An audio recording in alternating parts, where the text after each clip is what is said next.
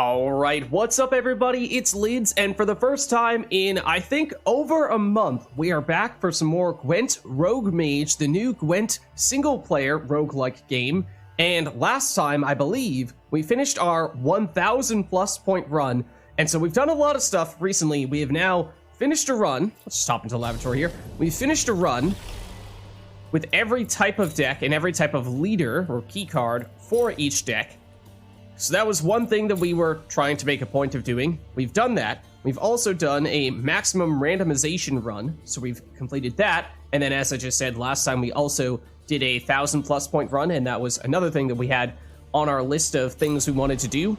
And so we still have not yet completed the main quest, the plot line of the game, although it doesn't really seem like that's a major component to the game. So we had some questions about how much further do we really want to go. But there is one other thing that I want to do as well. Maybe we'll finish the full story of the game. I'm not sure that matters too much to us, but there is still, I believe, a couple more difficulties that we've not yet completed. This one, I think, will be our first run on Master difficulty. And so, well, it has also been over a month since I've last played because, well, I lost my voice for over a month. And this was going to be a little bit tough to do even with our super speedy strats, probably, a 3-hour plus run. And so, talking for 3 hours straight when you've lost your voice is kind of difficult. So we're ramping back up, and hopefully we can, get this run in today. So with that being said, even if it has been a month, I don't really have a plan for how to approach what will be, in theory, the most difficult run that we've done thus far. So in terms of our starting deck, I'm not sure. I'll be honest with you. I might even consider going with Chaos, because it's been so long since I last used any of these. I don't really have a good sense for what feels like it would have the best chance against a particularly high difficulty run. So maybe we just say, well, if we're not sure, why not randomize it? Don't know which of the key cards we're going to get, but we will get also random normal starting cards in our deck, and usually those are stronger than the ones you would typically start off with. They might not be as synergistic with your key card, but we've done this for our randomization run, in which we actually more or less turned one of our other starting cards into our key card because we upgraded it so many times. So we could always try to go that route. I think when it comes to our spells here, we're going to want to keep things pretty flexible because we don't know what we're going to want to do, but having something like Cleanse for boosting and making it easier to keep powerful cards on the board, that's probably a good option for us. We were using Visions and Mirror Image for our 1,000 point run because we were creating a bunch of copies of our consuming cards to eat Detloff over and over again and increase his power. But it's a chance we'll get him, but we don't know for certain, so it's probably not what we should do. We should probably go for something a little more well-rounded. So I'm thinking Cleanse makes sense. In the past, I think we've had decent success with Masterful Thunder, giving us some removal. And also Portal, I think, has been, in the past, probably our best high-end spell, in case we need to catch up big time, and we don't have a lot of time to do that. If we, with some luck, we might be able to make that happen with Portal. So I think we try this. Of course, we are putting our fates, to a certain extent, in the hands of random number generation, RNGesus. But we shall see. We're taking our chances there. And I think, again, we're using this Glacial Decanter to repeat one of those really expensive spells for our 1,000 plus point run, but that's not so much what we're looking for here. Probably something a little more simple, straightforward, consistent, like Archmage Flask, which is usually what we've been using in the past, so I think we still run with that. This is the question, though. When it comes to our difficulty modifiers, what do we add? How do we get up to Master difficulty without just giving us an automatic loss? So I think giving our opponent's armor is potentially a nice way to increase the difficulty without having to worry too much about giving our opponents a big advantage, because it doesn't directly translate to points. However, if we have a bunch of high damage cards, then it does mean that we're getting less value out of our damage. So, if you're doing a boosting deck, then this is basically a free way to increase your difficulty, whereas if you're going a damage deck, then this could be really bad. And we don't know what we're doing because we're going randomization here. So I'm not sure we should go all in on this, but maybe we go with just one. Then enemies start with additional points. Maybe we do a little bit of that. Then row space also depends what we have here. If we're going with a hive mind deck in which we're trying to flood our rows and then boost them all up with Meave, then we want to have as much space as possible. But if not, then this could be a nice way to increase the difficulty a bit. It doesn't move the bar all that much, though, so maybe we pass on that. We've never tried giving our opponents treasures. How much does this increase things? A fair bit. But it does worry me, because that's hard to predict how they're going to use that. So I'm not sure we want to go that route. We might try to skip it if we can. Remove the option to skip rewards. Yeah, that's a pretty easy one, I think, to include. Could start with a curse in our deck. How much does that increase difficulty? A reasonable amount. Then cooldowns. No, I think we keep that as is if we can. Never tried making a certain number of battles more difficult, but okay, yeah, that does... I mean, it changes the color, which makes it seem like it's moving it a lot. It's moving it a decent amount, but perhaps not quite as much as it might have seemed. Less energy outside battles. How much does that? Barely moves it at all. No thank you. Number of rewards reduced to choose from. That one we've, in the past, loaded up on this and made it so we have only one that we can choose. And when combined with not being able to skip, that's a little bit tricky, but I think we can still run with that because we have done it several times before. Then maximum upgrade for the cards we receive. I think we've also loaded up on that a lot in the past. That's still adept, though. We need at least a little bit more here. I think we're getting close, I imagine, to going up to the threshold for the next difficulty. Like to keep treasure chest if we can. Turn timer, yeah, no, we're probably not gonna turn on a turn timer. Okay, so let's just get a sense for how much more do we need to add here before we get to master. So going for a couple more curses of futility with the armor could do it.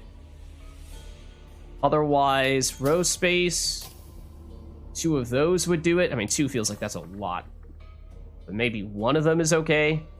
I don't really want to go all in on any of these because, again, especially since we're doing a randomized run, that feels like, you know, if we get unlucky and we load up on one type of curse that really makes it tough with one specific archetype, and that happens to be the archetype that most of our cards are built around, then we're in serious trouble. If we were planning to do a specific one, then I guess maybe that makes it a little bit easier on the curses, because, you know, if you aren't doing Hive Mind, then, alright, you know, maybe you can increase, or reduce the number of row space a little more freely. Start with another curse, I'm sure that would do it, right? Yeah, that's an option. Really don't think we can give ourselves more of a cooldown for our spells. We don't really know what this means.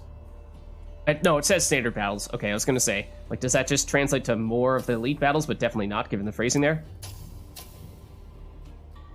And elite battles, I mean, again, this is just going past the threshold there, so it's not really necessary. If we were to do this, it's still not enough by itself. The blindness would do it, but that's a pretty big factor. So I'd rather not do that. So what is the most efficient way to do it? How much energy does... It's 25 reduced energy. That does kind of stink. I mean, on one hand, with our flask, we're basically completely countering that. Just means our flask is on net, you know, canceling this out. But still barely moving things. It's just trying to find the most efficient way to get that last little bit. Would it be another curse? What about this? Plus this. That does it? Might go that route. Alright, so 25 less energy. Enemies start with 1 armor. Enemies start with 5 points. We could give them more points to start off with. That might also be a way to get that last little bit. 1 less spot in each row. Not giving our opponents any treasures. We will not be able to skip rewards at the end of a match. We will start with a curse. We have the normal cooldown for our spells. We've not changed the difficulty directly of the battles. We will get 25% less energy outside of battles. I might want to swap this for giving our opponents 10 more points, or 5 more points rather. The number of rewards reduced by 2, so we only have 1 choice at the end of battles. we have completely removed any higher base power on the cards that we're getting as rewards at the end of battles. We've not removed any treasure chests. We've not given ourselves a turn timer. We have not given us blindness. My question is this. If we dump that, could we do that instead? I mean, 5 points doesn't make that much of a difference. 10 starts to become more significant. What if we do that? What if we go for the armor instead? Let's try that. So if we have a damage deck, it's going to be tough, I think, because we did give them 2 armor now. So taking our chances here, this could be a really quick run. Because, okay, it's the fire boss, which generally speaking, I think is the easiest if we have a damage deck. But I'm not sure that we will. And as we were just saying, we have some stuff that does not work so well with our curses when combined with the damage stuff. So we're going to see what we get with our starting deck. It could be a really short run because I have not played this game in over a month. And this is our first time doing things on this difficulty. But let's see. It is Detloff. Okay. So do we have any way at all to consume him is one question. Villain Tret and Mirth is well, it's an interesting combination. On one hand, Detloff could potentially become a pretty big unit. Certainly the cards that consume him could become very big units. However, that would mean Villain Tret and Mirth has a higher chance of destroying one of our own cards. If it happens to destroy Detloff, if we've at least upgraded him once, then there's an unlimited number of times he could come back out from our graveyard and onto the board, so that's actually not a terrible thing. But if we had, say, a Slizzard, then we obviously don't want to be destroying that. Xavier, once he has armor, he'll get boosted by 1 every turn, so that's more of a bulwark card, but that's a decent one at that. Botchling is either damage or boosting. Herald, does this work the same way as it does in multiplayer Gwent? Spawn the Herald's Palace, destroy an allied unit with 1 power, boost self by 2. No, it does not. It's not damage, it's boosting. In multiplayer, it's damage. Okay. Okay. I guess we can make that work. Proto-Flutter, I'm not really sure we're going to have other bleed-centric stuff. Mantlet to give us armor, which works well with Xavier, but other than that, might not be that big of a factor. Barghest, this might be our only source of consumption to destroy Detloff. So this is arguably our most important card. Well, obviously Detloff itself, but this is possibly the only way we have to actually set up Detloff. Then Wyvern, Thrive, so boosting, and a little bit of damage on that deploy ability. Svalbard Priest is a bit of a combination of boosting and self-damage, so it's eventually a very slow way of destroying Detloff. Damage with the Dwarf Berserker. Bleed with Oak Critters. Okay, that is one way to potentially set up Proto-Flutter a little bit, and then the Curse. So it's a little all over the place, as we probably expected we'd find when we're doing a randomized run. But there are some pieces we can work with here. I think the big question is going to be, with our first few battles and this initial treasure chest, can we get anything that very clearly sets us up to go more definitively in one of the directions? Because we could find ourselves opting to go in any of a number of different routes when it comes to which archetype we try to build around. As for our path here, we do have an early elite battle here. As we saw with our 1,000-point run, if you upgrade Detloff, he can become very, very powerful. The problem is, we need other cards to synergize better with him in order to really benefit from that, because, as we were just saying, Barghest is our only real way to do that, and it can definitely consume him once, maybe consume him twice, but that's it. And then after that, we'd be relying on Svalbard Priest to do it, and that is just incredibly slow, and it's just not really reliable in that case. So, I'm not really sure that going for elite battles and upgrading Detloff is going to be that big of a deal unless we happen to get an early Slizzard, in which case, you know, we might go up this route and at least give ourselves the option of going here. If not, we can go down this route to the event battle. Oh, but if we go this Place of Power, then we're going down this elite path route. Maybe it's up there. Place of Power here. Lots of elite battles, but we could go Place of Power, Treasure, down, down, Place of Power, battle, Place of Power, event, battle, boss. Thinking something like that. I'm sure I'm not going to remember that, but we're getting a little ahead of ourselves here. Let's start with this battle. And it's the Gladiator. The stench of fear, I knows it well.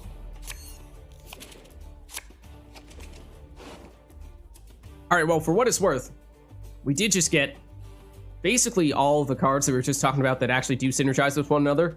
Those being Mantlet plus Xavier, and Detloff plus Vargas.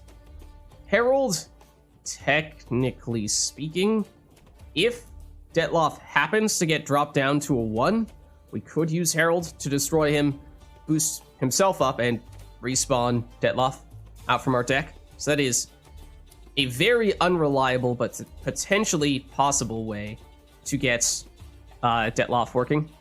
We have 75 energy? I thought we gave ourselves 50. I guess not. All right, well, I mean, this is a good hand. Oak Critters would be the thing that synergizes best with Proto Flutter. Okay, so unlike when we had the Slizzard, which was a potentially unlimited source of consumption, we have at most 2 sources of consumption with Vargas, maybe 1 with Herald. So that means it might not be as much of a rush to play Detloff, whereas if we play Xavier early, that means more time for him to get boosted up.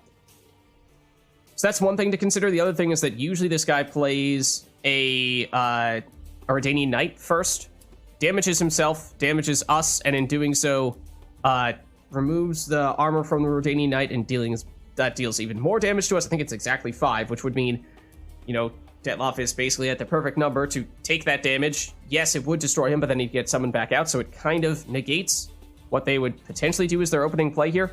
So I might still do this first.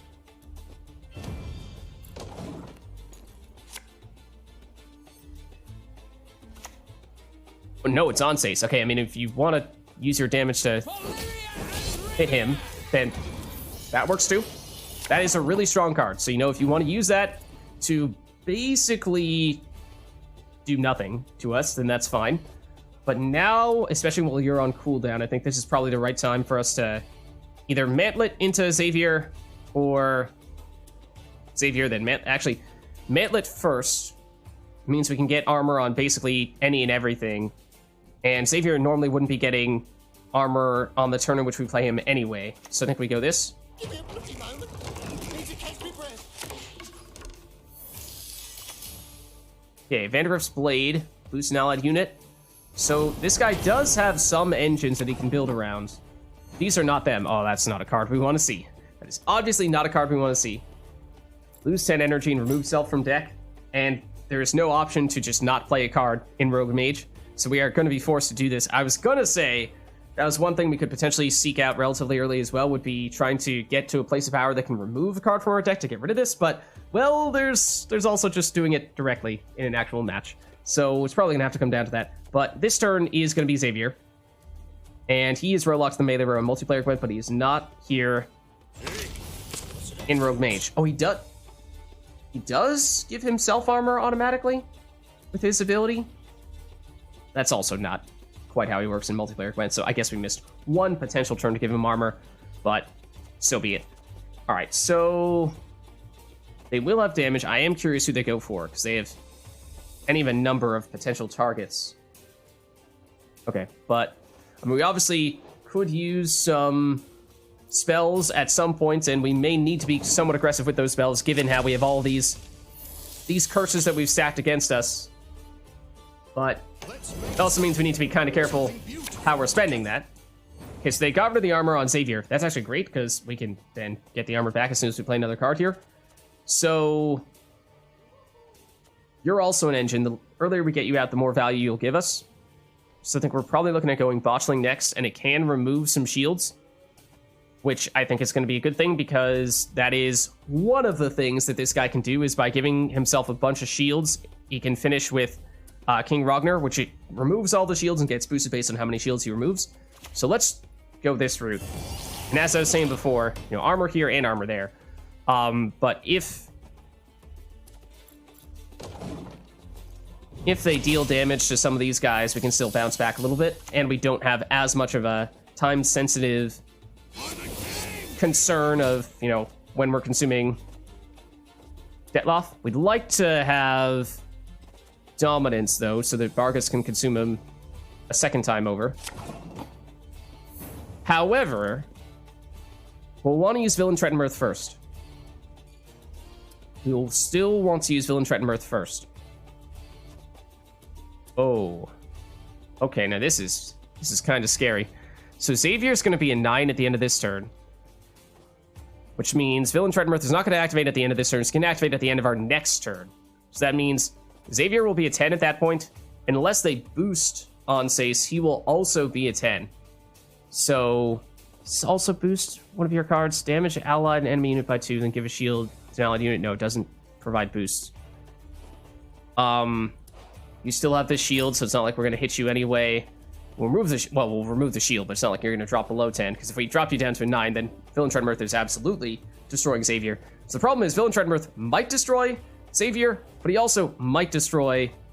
well, we want him to destroy Onsace, but he might destroy Xavier, and that's obviously a huge bit of backfiring there. So, do we have a workaround? This is the very issue that we identified as soon as we saw that we had Villain Trettenmirth. I mean, we could stall by using something like Curse and just wait a little more time to see if they do boost Onsace, then it becomes much safer. I mean, however, that means that Xavier is potentially going to be up to 11, at which point we are absolutely destroying him. We could play Villain Trettenmirth on our very last turn, in which case he's just never going to activate at all.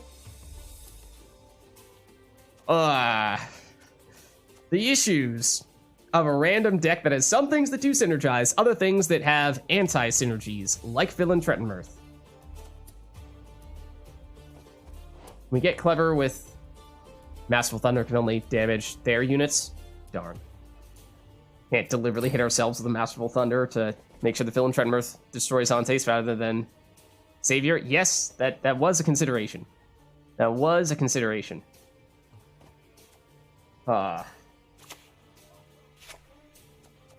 We'll save you.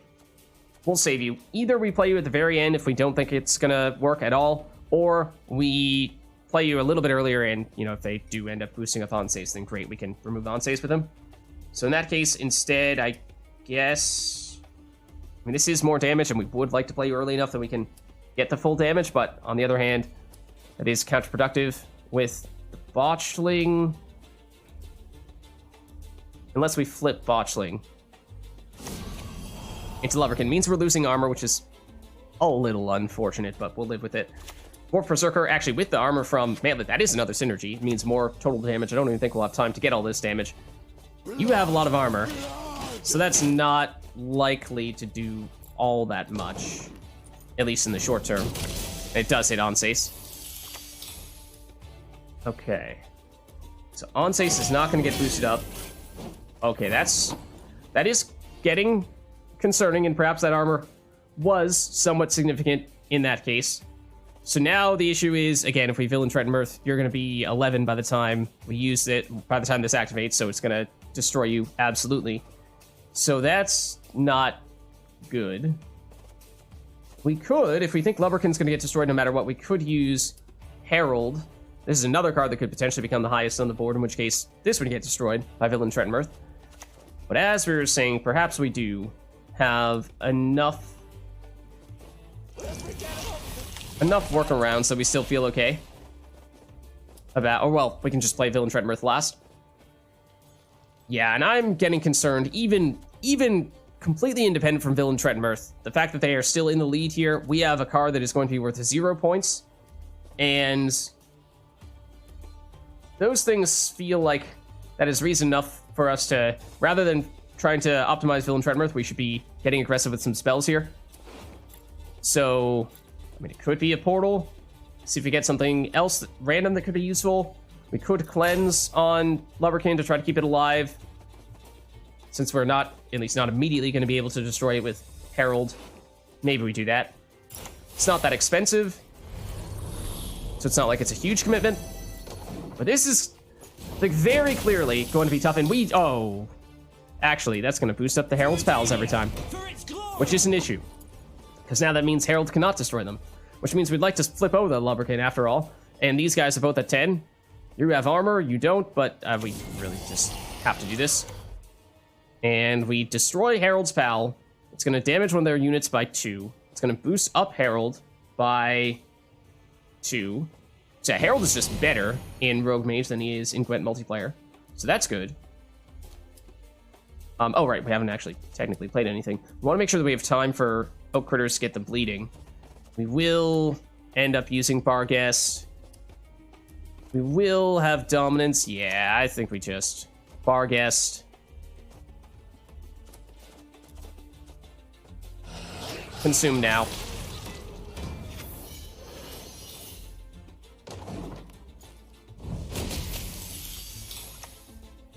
Okay, Cleaver's Muscle is just a shield. And since we have Dominance, we can consume Detloff again, giving us more points here. And again, just means even more likely that, or it's pretty much for certain now that Phil and Trenworth would hit us, so we don't really want to do that. So let's go Oak Critters and make sure that we get the time for the bleed to activate here. And shouldn't matter too much who we're going for, I wouldn't think. Then at this point, if we're going to do this, that means that we no longer have any 1 power cards. Unless they happen to hit Herald's Pal for 1 damage, precisely. So I'm wondering if we flip this, because right now you'd hit an Armored Sentry Knight and be worth 0 points. So if we're not concerned about consuming this or destroying this anyway, we might as well just boost it up further. So we do that. We do this. And this is the turn that we use you on. Oh no, we've already played it. Played something this turn. It was the Oak Critters? Okay. Oh, and Oak Critters happens to get boosted anyway. Okay, so of course they, generally speaking, their finisher they use is Ragnar, which gets boosted based on the number of shields they have, and they have 2 on the board at the moment. Which is good for, he's what, 4 base power, 3 boost per shield that he destroys. So right now he'd be a 10, which is decent, but not amazing. Have to use Curse on this turn, otherwise Villain Trenworth would destroy Barghest for minus 16 points, which would be catastrophic. That is why we were so concerned about that before. But that's worth 0 points, obviously, so that's not great either, exactly. We could flip Loverkid, and in doing so, it would hit this Centurion Artificer and remove one of those shields. So I think that is worth doing, again, since we're expecting them to use Ragnar as their finisher, and I think we probably do need to get more aggressive here with leader ability as well for that reason. But with what? Cleanse is just 3 points. They are going to be off cooldown here with Gladiator, but don't think they're about to destroy Botchling. I mean, it's possible, but I still think it's fairly unlikely. So I'm not sure that 3-point boost is going to make that much of a difference. Otherwise, Masterful Thunder would like to be getting overkill damage on somebody to hit adjacent units, but that's just not realistically going to happen. So if we are going for something, it's Little Cleanse or potentially something bigger with Portal. Maybe we try to get by with just Cleanse.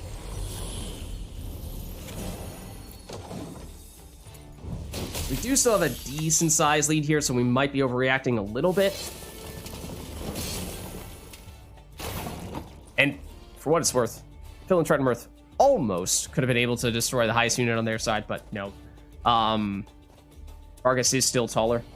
So was the right move to wait until the very end to play you, because this is not going to activate. Then, assuming this is Ragnar, which I think is their biggest possible finisher, they have 2 shields, so yeah, he's, I believe, a 10. Should still mean that we are winning here. Their biggest card is a 15. We can remove, well, yeah, it'll remove that shield, so he's worth even less. But in that case, if it's Ragnar, we win.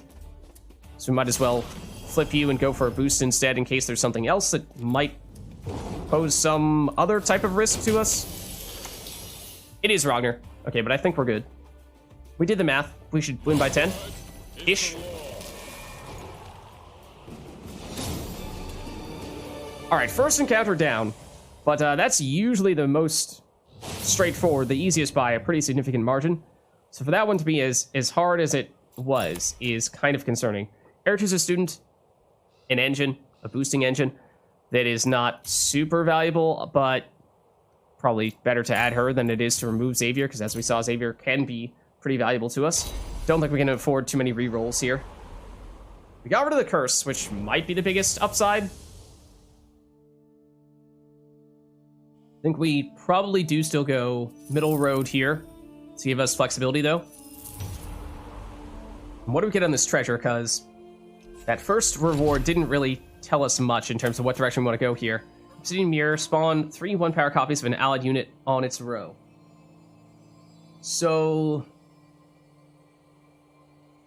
it's similar to the multiplayer Gwent version, but not identical.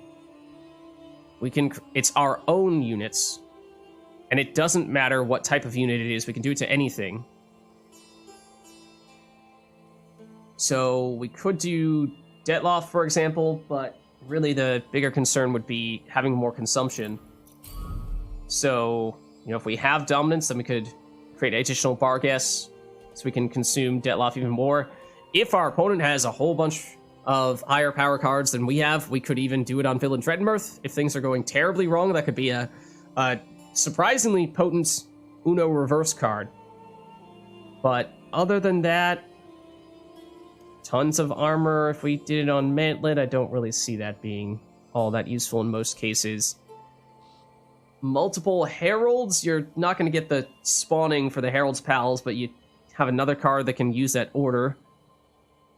Just not, that's mostly just a better pacing. It's not really much in the way of additional points. Extra Botchlings, that's actually not terrible, because those are all engines. Okay, there are definitely some ways to use it. It's not amazing, but it's possible to put that to use. Okay, so then I think we were saying we were going to go up north and avoid this elite battle. I do not think we are ready to take on an elite battle anytime soon. So we go up here, we're going to have lots of normal battles, one event, eventually a place of power. Then we go down to this treasure chest to dodge these elite battles. I think we can still go up here, though, to that place of power. And then a whole bunch of events. Battle. Boss battle. I mean, that's not a lot of events, or rather, not a lot of enemies at the end of the run, which is kind of weird, but is potentially a possibility if we go all this way south, and that's also not that many battles at the end, but either way, I think that's what we're looking at. As for this event, okay, well, talk about energy and wanting more of it. This is the single best way to get more of it, but it adds 2 more of these bad cards into our deck. We just removed one of them. I don't think we're desperate just yet. If this happened a little bit later in the run, we might consider it, but I think it's just not quite the right time for it. A little bit tempting, but I think we'll pass. Just remember, we blew through some of our energy in the previous fight, in large part because we had to use that curse. And now we don't have it. Okay, so this time we have Detloff plus Barghest again, so that's good. We have Wyvern with Thrive. Not sure is going to be all that useful for us. Mantlet for armor, I mean, just in general to protect our cards, is not a terrible thing. And Herald is decent. This guy is the one that spawns in a bunch of Nekkers that are also Thrive cards, and then if we destroy one of them, he respawns them, right? Whenever an ally unit is destroyed, spawn a Nekker on the same row? Yeah. So we don't really want to be doing... Or we can do damage, although damage against Thrive in general is not great. Removal is not good, because then he just gets a card back.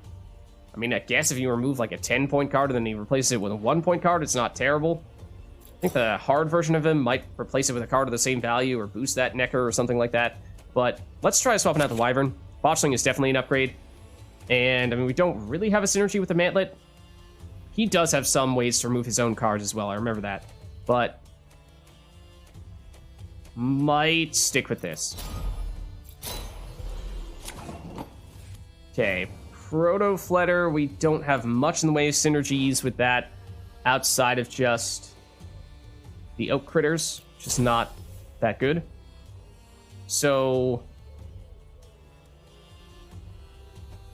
again, Detloff is not that time sensitive. Herald needs one turn before he can start damaging stuff and boosting himself, so it might make sense to go with him first.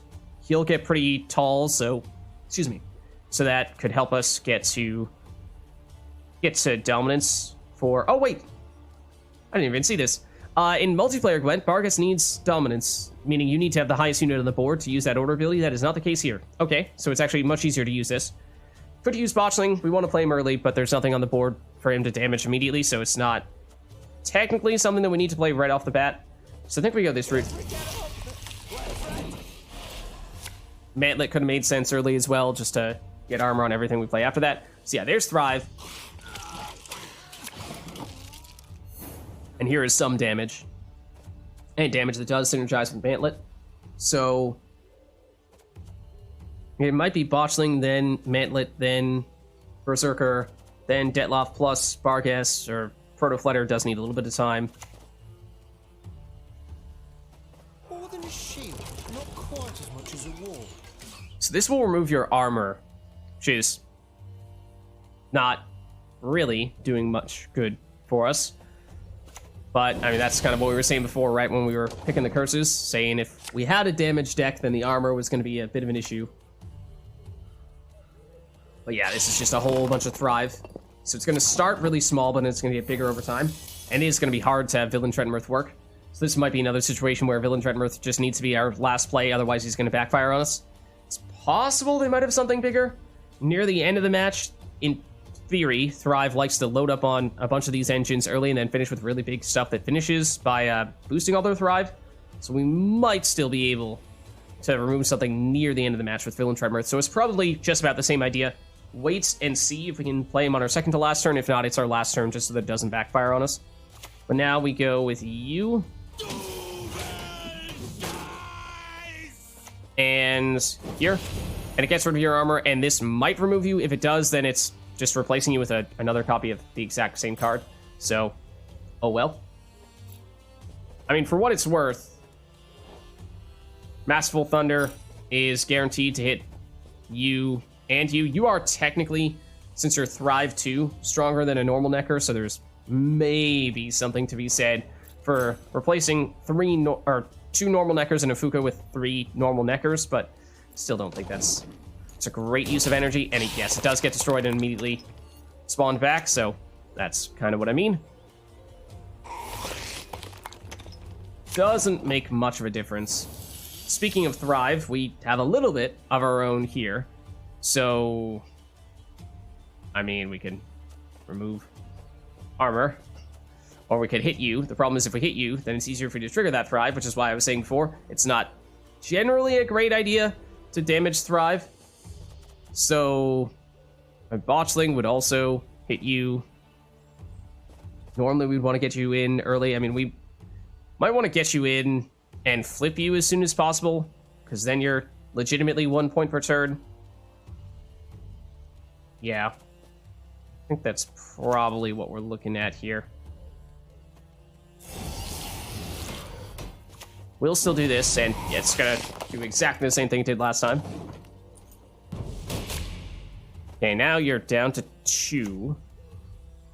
Yeah, so now they're gonna consume stuff. They're gonna trigger all those Thrives and consume stuff, which means that if you do destroy one of these things, you're gonna spawn it back. So that's the idea there. So this is theoretically a way in which we can destroy Detloff, because he will deal 1 damage per turn to one of our units, but it's so slow that I'm not even sure it's going to be fast enough to remove Detloff before the end of the match. What we can do for now, though, is we could put you here, and you're going to remove or damage this guy that has armor, so it's not actually going to deal 1 damage to us. You're still going to get boosted. It means we're going to limit your damage a little bit, but as we were just saying, the damage is not all that helpful anyway, so I think that's maybe not the end of the world. And So at this point, you would remove armor on Baba Yazi, which is a card that we actually feel okay about trying to remove. Although it could potentially be something that Villain Treadmirth could destroy. If we were to flip you, you would boost up the Berserker. I think we can settle for that.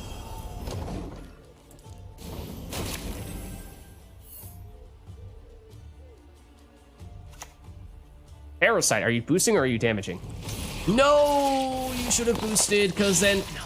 No, so close. So close. Why? Why do you have to be like that? Oh, no. Okay, I mean, we can use Wyvern, and with it, destroy a 2-point Nekker and replace it with a 1-point Nekker. That's kind of beneficial, I guess. Sort of. We're also okay with that. Well, every card that we play is going to get armor because we have the Mantlet. So we could play you here and continue to have you... I mean, you're still going to remove your own armor to a certain extent, but a little bit more slowly if we're not damaging you from this guy as well. And if you do get hit from this guy, even after we put the armor on, then as we were saying, damaging our own Thrive card, not the end of the world.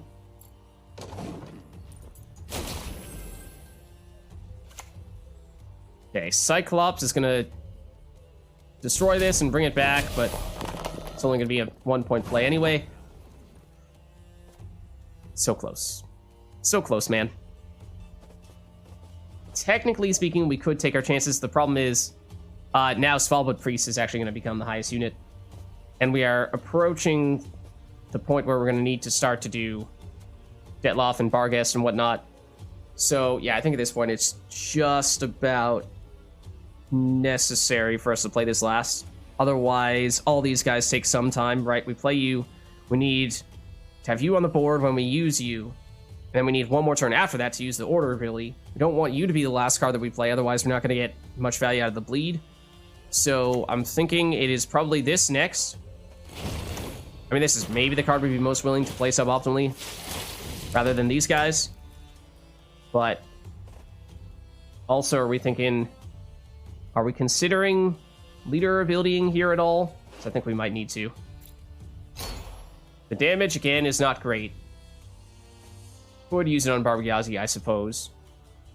But Portal is perhaps more likely to... Or it's safer bet. Well, this is funny. With Old Spear Tip asleep, or we can just go with Old Spear Tip, which is probably much better. We could give more bleeding. If we had this first, that could have meant an even better boost on the Protoflutter. Otherwise, Purify is not useful. So yeah, it's going to be Old Spirit Tip, and that just further reinforces that we definitely do not want to be playing Villain Treadmirth anytime soon.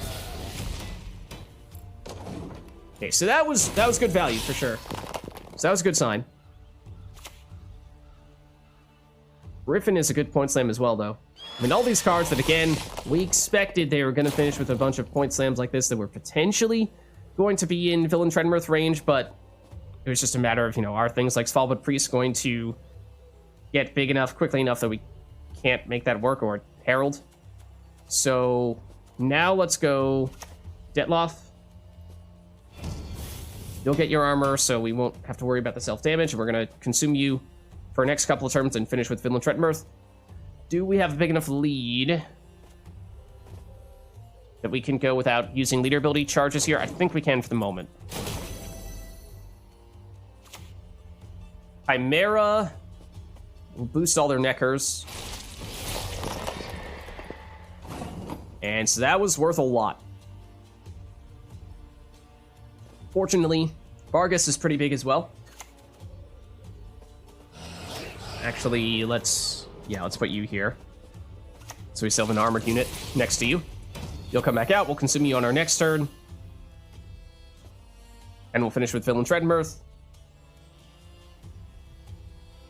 If we don't use a spell on this turn, last turn is obviously the only time we could use a spell. And then there's, not a lot of time to catch up. So they do have some pretty big finishers. If we were to Masterful Thunder here, we could almost certainly remove both of these Nekkers. This would get replaced by a 1-point Nekker, so it's functionally doing nothing to this guy, but it drops you down to a 1-point Nekker, and it drops you probably down to a 1-point Nekker, or maybe 2-point Nekker. So, yeah, that's what. Functionally, it's actually just we're damaging by 1 here, and maybe as much as 3 here for a total of 4. And at that point, you might as well just go after something entirely different that you're not actually going to kill, right? This has Thrive, so it's still not great to hit you. Unfortunately, the other stuff that does not have Thrive, for the most part, does have armor. Unless you're going Barbara Yazi, it's only 1 armor. That's probably still the best target for Masterful Thunder if you were to go that route. Or you go Portal, and again, hope for something big like Old Spear Tip. I think we'll try not to use it here, though. Let's see what they have. Well, that looks familiar. And that is definitely not what we want to see, because it's more than just 12 points. It's 12 points plus triggering all these Thrives. So that's a huge issue, and we are going to need to use Portal. And we do not have time for War Elephants to use its order ability, unfortunately, otherwise that could have been huge. Botchling also doesn't have enough time to be all that useful. It's going to be 6 points if we play it now. So that's also, well, actually, it's going to hit you, and you have armor, so it's going to be just 5 points. We could copy them and go Chimera. Actually, Chimera gives us 1 more way to consume Detloff. Yeah, and we have this Barghest, of course. So yeah, it's definitely Chimera. I mean, this does trigger Thrive, but this will as well once we do the consumption. So we do that. And we do this. Okay. I think it's still going to be pretty darn close, to be honest with you. Villain Tremorth is just 6 points. This will not have time to activate. So it's a 20-point lead. But if they have something like Old Spear Tip, then this was, what, 12, 13, 14, 15, 16, 17, 18, 19? They can't have another Old Spear Tip, and the only thing bigger than it would be Jaegern, but that you can't plan your last turn. It would destroy itself because it wouldn't have any armor, assuming it's exactly the same as it is in multiplayer Gwent, which I'm not entirely sure about. We'll get a few more points from the Svalbard Priest as well. It's going to be close. It is going to be close, either way. It's Goliath. I think we still have this. But yes, this is definitely proving to be pretty difficult.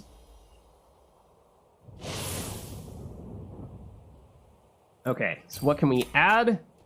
Great Oak is pretty fantastic. 8 base power and either additional boosts or additional damage, depending on where exactly we place him. The more stuff we have in a row, the more powerful he is. So that is almost certainly what we're going to want to do. Otherwise, we're removing Wyvern. It is probably one of, if not our weakest card, so it is kind of tempting. But I think this is too good to pass up on. I think we need to do that.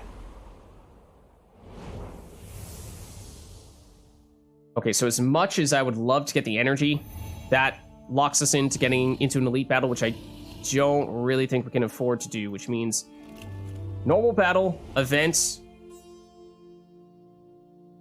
And then can we choose to go down this route? Or sometimes it's kind of hard to tell with these paths. It looks like we might be able to go down south there. Because that means what? I mean, either way, I suppose it's 2 battles and 1 place of power before the treasure chest, but it's... Ooh, we're trying to remember the colors of the places of power. It has been a while. What? Blue is duplicate, green is upgrade. One of these is remove, and one of these is transform. I think this is transform and this is remove. So this could be a way to get rid of the Wyvern if we really wanted to, but I think more likely we're just going to be loading up on energy, because that has very clearly been one of the keys to success. Has just been leaning very heavily on our spells. We're getting ahead of ourselves, of course, yes, but just trying to plan things out. Assassin is a damage enemy. Is he the hard version or is he the normal version? Because I think I remember there's a pretty big difference. A normal version. At the end of your turn, if destroy an enemy with 2 or less power. Well, if we have Detloff, because I think this guy's whole thing is he has a lot of damage and he tries to poke your units down to get them to 2 or less power to activate this leader ability. But we could basically completely negate that if we were to play Detloff and have that be the thing that he goes after. Detloff plus Barghest is really nice, and Obsidian Mirror, though, is our treasure. And we were thinking we could use that to get additional Barghest. That actually could work well with Savior, though. Although creating extra 1 power copies. In theory, the wording on this says a random enemy unit, a single random enemy unit. That is relevant because here, Obsidian Mirror creates 1 powered copies of allied units, so yeah, anything we create with this could get destroyed. I assume because of that phrasing that he can only remove 1 of these 1 power cards at a time. So it's not like, you know, we do this, create a bunch of Xaviers, they might immediately get boosted up to 2. I'm not sure if they'll have armor when they get spawned in. They probably won't. So they should destroy 1, and then they'll be able to destroy another on their next turn. In that case, that is unfortunate. Unless we boost with a spell, we could protect 1 of them that way, potentially. So this is gonna be particularly hard to pull off against you, but we do have some of our preferred targets for it. Mantlet doesn't really... Well, I mean, Mantlet plus Xavier does work. It's, you know, perhaps overkill, but it does work. So do we want to swap out Mantlet? If we were to do that, Herald would be... Actually, Herald would be perfect. Herald would be amazing, because then that's the best way to counter this guy's leader ability, because then he destroys those 1-powered units, and in doing so, the Herald pals just damage him. I mean, we won't get the boosts on Herald himself, so it's a little bit of a missed opportunity there, but I think that's still something that we are more than willing to do. So yeah, you'd be a great addition. You'd be great, of course. Maybe we do try swapping you out. Okay, well, that's not great. Also, it would have made it, you know, just for having our units have more armor so they're less likely to hit that 2-power threshold. Mantlet was a lot better than I was giving it credit for, to be honest. So I think that does mean we're pretty much locked into going Detloff first, otherwise anything else would be too vulnerable. So we're basically just inviting them to destroy Detloff.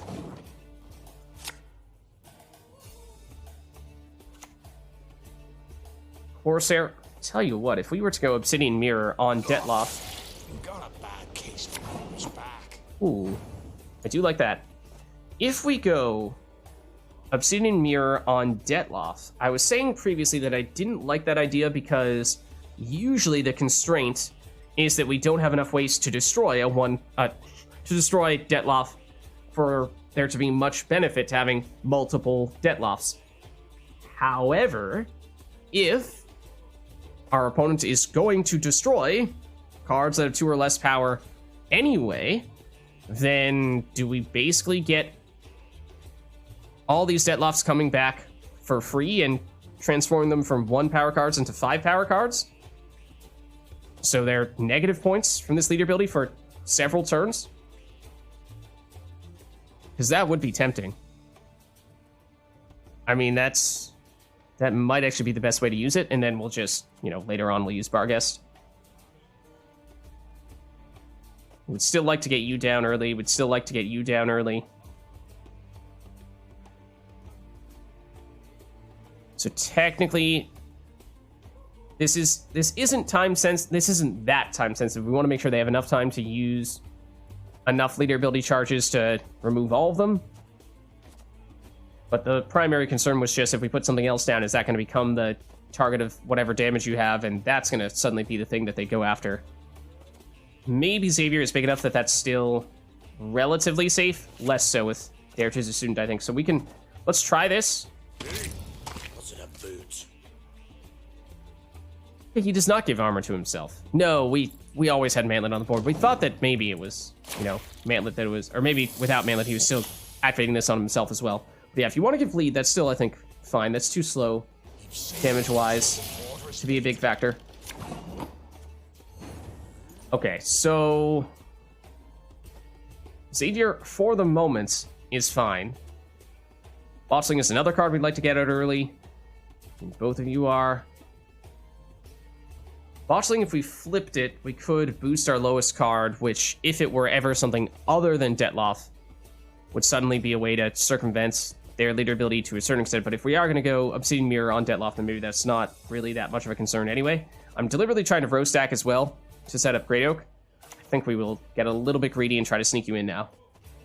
This might get answered. You'll have the armor, which means you'll get boosted now. That's why I'm not really concerned about save here.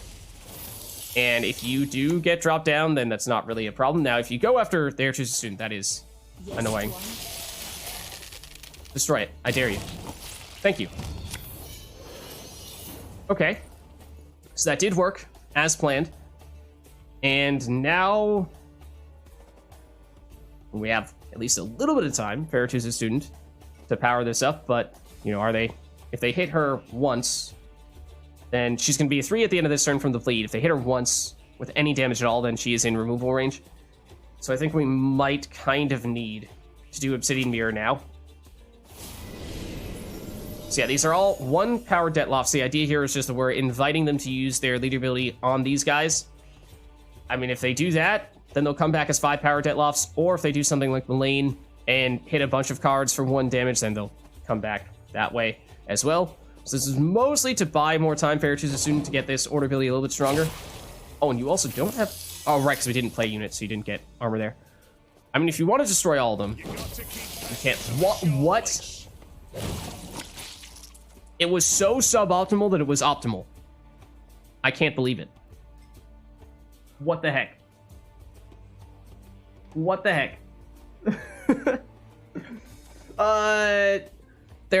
We had 4 Detlofs, and they could have damaged all of them, which under most circumstances, what I expected to be a not very smart AI would have gone, oh, of course, I'm going to maximize damage by doing that. But no, they went after Savior instead. That makes me sad. Okay, so we should use Air Choose a Student, otherwise she's going to go down this turn. You're actually going to get destroyed by the bleed. You won't, though. So we'll have at least 1 target to bait this out. You can set up Proto Flutter, but I think we're probably still looking at Botchling here. Do kind of want to get you out early to trigger the Thrive, but I'm not sure that's that much of a big factor to consider. So we can still certainly boost you if we play Great Oak and Barghest. So I think we go Botchling. We're going to want to flip you when we next get the chance to do so. So I think we play Botchling, and then we'll boost it with Air Choose a Student is what we'll do. This is what, now 3 points, and we can't wait any longer. I mean, there's a chance they could use that leader ability on you instead, in which case we could have waited 1 more turn, but that was probably not something we could risk. So the Detlofs get destroyed by the bleed and come back out with higher power. And that might destroy Detloff. Okay, they go up to the Air Choose a Student. Unfortunately, I mean, sure, we're basically negating the bleed damage, but it's not exactly what we were hoping. Not exactly the way we were hoping to get these Detlofs to convert. So now, maybe it is Wyvern time. Give us a little bit of time to possibly trigger the Thrive, but who knows? They might damage and still be able to remove you. Not a super high priority card. Then it'll be, so it's basically you, then probably you, then Barghest on these guys finish with Great Oak. Is likely what we're looking at. Do we need anything else? I mean, they're still keeping pace with us, which is a little bit concerning. So, I mean, you're still going to flip over into a higher power Detloff, but that's not a huge deal. So, do we need to do anything in addition to all this stuff? And I might deliberately stop row stacking a little bit here, because they do seem to have some cards that can deal a lot of damage to a specific row, like Mullane. And with Oak Critters in particular, we can certainly still flood this row with more cards later on if we need to. So let's go here. You're the only card that has low enough armor that we can actually hit you for some damage. And if we were to flip you... I don't think we flip you. I think the bleed will happen first. So you're still going to get destroyed. And then it's going to boost up a 4, which might end up being Thrive. We don't really want to boost the Thrive, otherwise it makes it harder to boost the Thrive by playing cards. Granted, you have armor, so it's not really valuable either.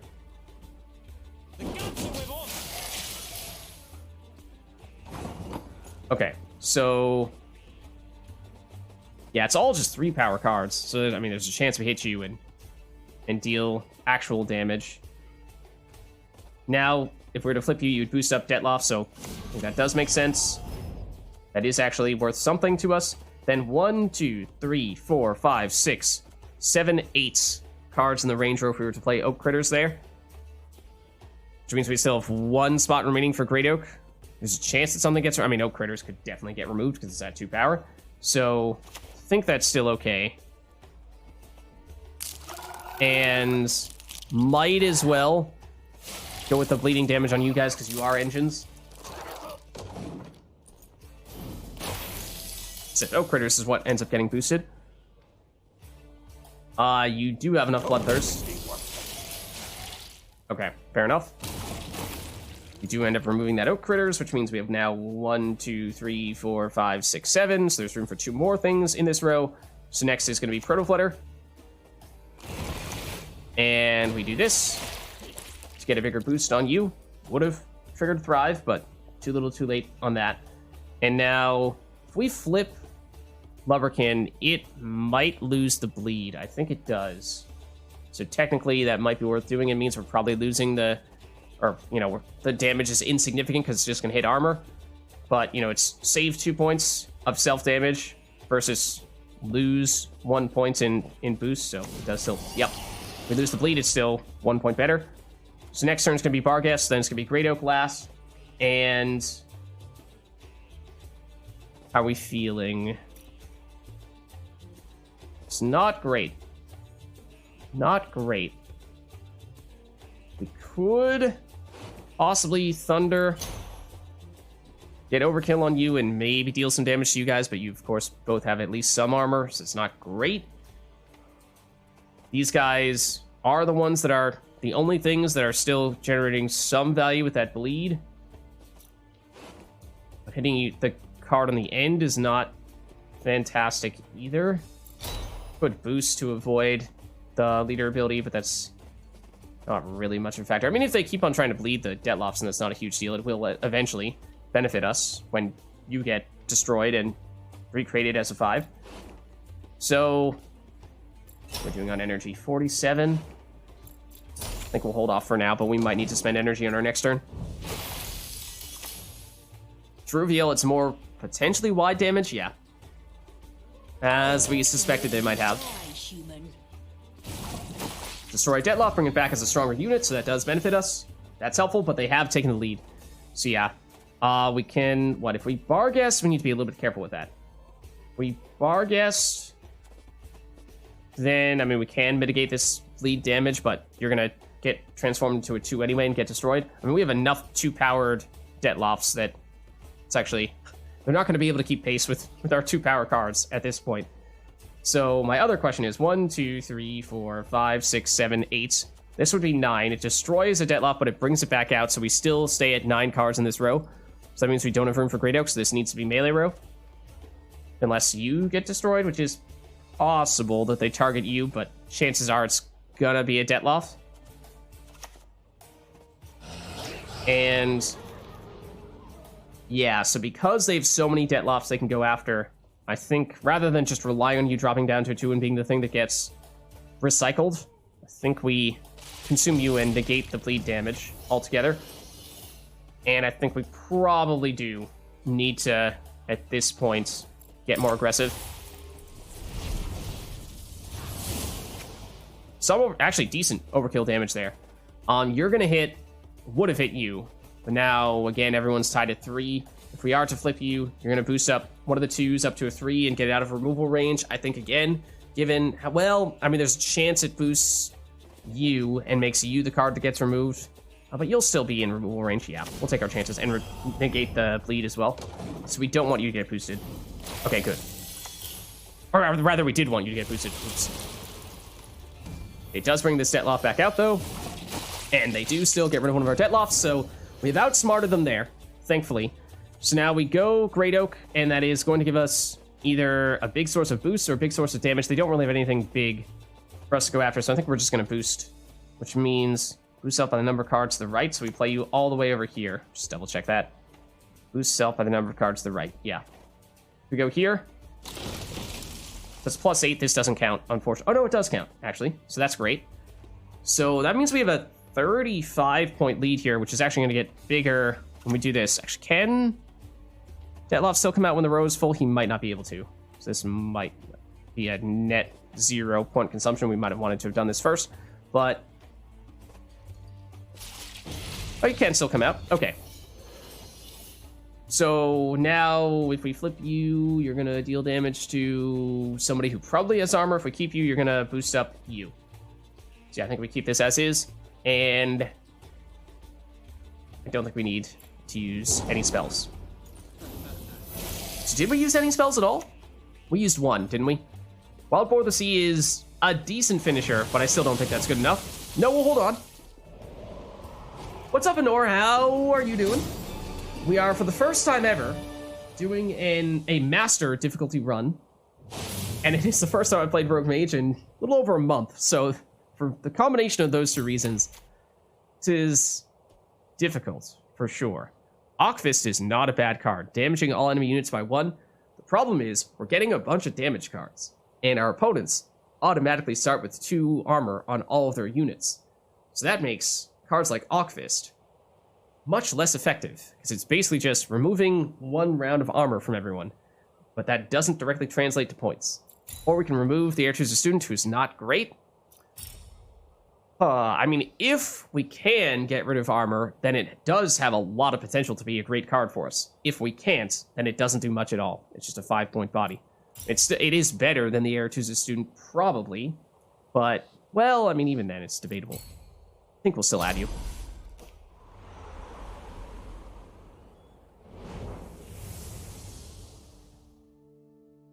Okay, so now it's an event.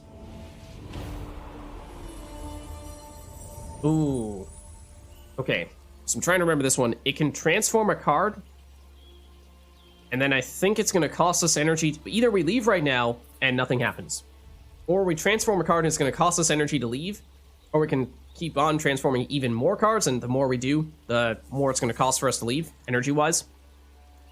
Do we have any cards that are really valuable or really useful for us to transform? We were critical of the Wyvern.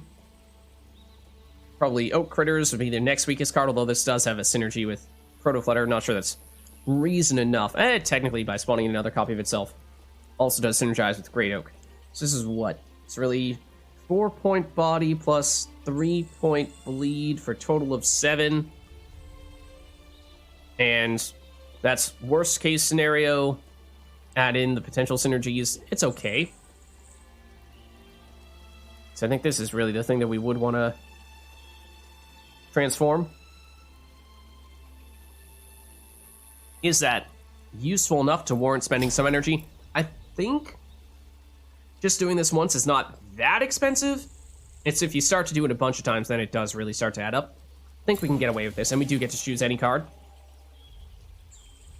So let's transform the Wyvern. Turns us to Kirak Cutthroat. That's a bad card. That was not really an upgrade. It's more bleed, if it's the same as multiplayer Gwents. Give an enemy unit 3 bleeding. It's basically just an Oak Critters. It is almost identical to an Oak Critters, just higher power on the single unit rather than spread across 2 units. Otherwise, it is pretty much the same. So, I mean, we could try to transform it again, but it's only going to increase the cost further. So I think, what were we saying? Pathing-wise, we were wondering whether we go for a reddish-orange place power or a yellow place power. I think either way, it's probably going to be us getting energy, not using the transform or remove option. So I'm not sure the color really makes that much of a difference, so maybe we just go for the slightly earlier place of power by going this route in case we have to use a bunch of energy here.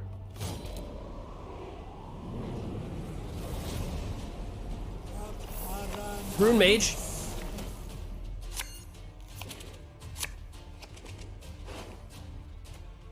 The normal version.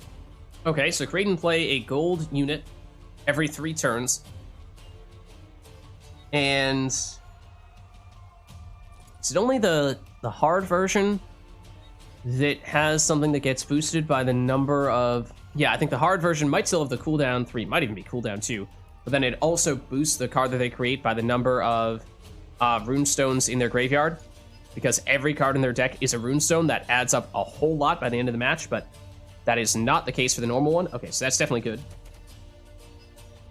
We have Mantlet, which would have been really helpful in the previous match. We undersold it a little bit, I think. That does have a bit of a synergy with the Berserker. Botchling is good to play early, of course. Barghest, unless we have Detloff, is not all that meaningful. Is that reason enough to dump it? I don't think so. I think we need to take our chances on it. I mean, it's at least a 6 if we don't get Detloff. So I think we probably do take our chances. What would Obsidian Mirror go for? I mean, could create a bunch of Mantlets and just make it so that if our opponent tries to do any damage to us at all, we're going to have so much armor that it's going to be completely insignificant. I think we take our chances here. It's not the most logical, and that's not really something we wanted to see either. But I think we start with the Mantlet. More than a shield, not quite as much as a wall. Yeah, our energy is lower than I thought it was going to be at this point. I think that spring definitely hurt. Okay, so it's Thrive and Immune, but it should be relatively difficult for them to trigger that Thrive because it is a 6-point unit. Well, that's more Thrive. Okay. So your damage and the earlier we play you, the more that adds up. So it would hit the werewolf. Wait, how did you get boosted by 3? What? Are you getting boosted by... Huh? Where did that come from? You didn't trigger the Thrive. It's not like you have a bunch of runestones in your graveyard to boost this guy up, and as we were just saying, you don't even get boosted by the number of runestones in your graveyard for the normal version, so that I was probably looking away at the time, but not sure how you got a 2-point boost there. So, Air Choose a Student is boosts the earlier we play you, so basically you're both 1 extra point per turn. I think we prioritize boosting though, since we don't love damaging Thrive cards. And the armor definitely helps to keep you a little bit safer. Okay, more runestones. We know that's always going to be the case, so let's just see if there's any suspicious... What the heck? Where's that damage come? Oh, wait, it's the runestones are stronger in Rogue Mage than they are in multiplayer Gwent. That's why. Dazbog runestone damages an enemy by 2. That's where the damage came from. And this boosts a random ally by 2. Okay, that's the answer. Unfortunately, armor on Mantlet actually is something that makes it give us more armor on our units. It is still enough to turn Xavier into a 1 armor, or give him 1 armor, so he will get boosted by 1 every turn. So the earlier we play him, the better. So I think we're still looking at that.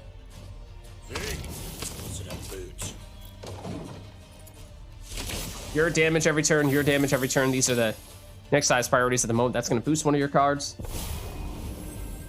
Spotter. Boost self by a random unit in our deck. Octopus is a 5. Could have been better, could have been worse. More bleed. And these are, at the moment, our worst cards in our deck, so that's not really something we wanted to see. I think we might be looking at Obsidian Mirror to create additional Xaviers. And trying to just get those boosted up as quickly as possible. If we do this, they do all get damaged, but they do all have that armor. So they will get boosted by 1 at the end of this turn, and if we... I mean, they are still a little bit vulnerable, right? So we could potentially portal, although that would give them more armor. That might be overkill. What if we go Botchling now and potentially flip this on our next turn? Oh, we've already played. All right, that was the card we played, obviously. Yeah. Obviously, we could cleanse. Concerned about our relatively low energy. We do have a place power after this, I think. But I mean, this is 1, 2, 3, 4 points per turn. This is giving us 1 more point per turn, at least until we use that order ability. Would use it once to get one of you out of removal range, but I think we take our chances here. Okay, it's another Alpha Werewolf. And this one gives Vitality. And it's... everything is Thrive. Is this a coincidence? Surely not.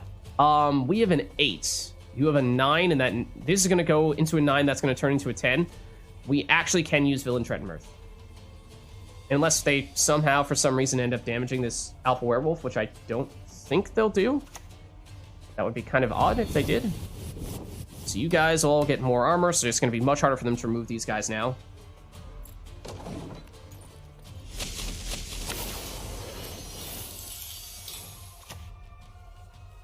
Oh, actually, they're going to be tied for 10. Because of the timing of this. I actually wish you kind of hit that further. You're a 10 right now. You will be a 10 at the end of our turn, which means Villain Treadmirth might backfire on us. Darn it. There's no turning back from that now, I'm afraid. There's no turning back from that. Unless we... I mean, technically there is. Vargas consuming Villain Treadmirth prevents Villain Treadmirth from activating the ability. If Villain Treadmirth were here, the game would check for Villain Treadmirth's ability before it boosts up Xavier. But Xavier will get boosted up to a 10. So that means there's a 50-50 chance of it either destroying Werewolf or Xavier. I don't think we can take that chance. I think that's... if it destroys Xavier, we probably lose. So I think we do need to do this, unfortunately. I mean, we don't have Detloff, so it's not like... yeah, and we aren't going to draw any more cards, so we didn't really have a use case for Vargas anyway. It is kind of unfortunate, because we would have liked to have played other engines earlier. All these other cards are engines, or at least take a little more time to get full value, whereas Vargas was the one exception to that. But, yeah, it does need to be done, I'm afraid. Or it very likely needs to be done. So, these are still getting stronger every turn. We still not yet used your ability. We need to be a little careful that you don't get destroyed, but the longer we wait, the better it becomes. I think we probably still need to do something here, though. Problem is, all this Thrive is not really something we want to damage. If we do hit you, we can shut down your damage. I mean, we're mitigating some of the damage with your armor, but it might have to be this. Okay, so not great when it comes to damage, but it did mean that now you're not going to be able to use any more charges. It's just that one, and only the one.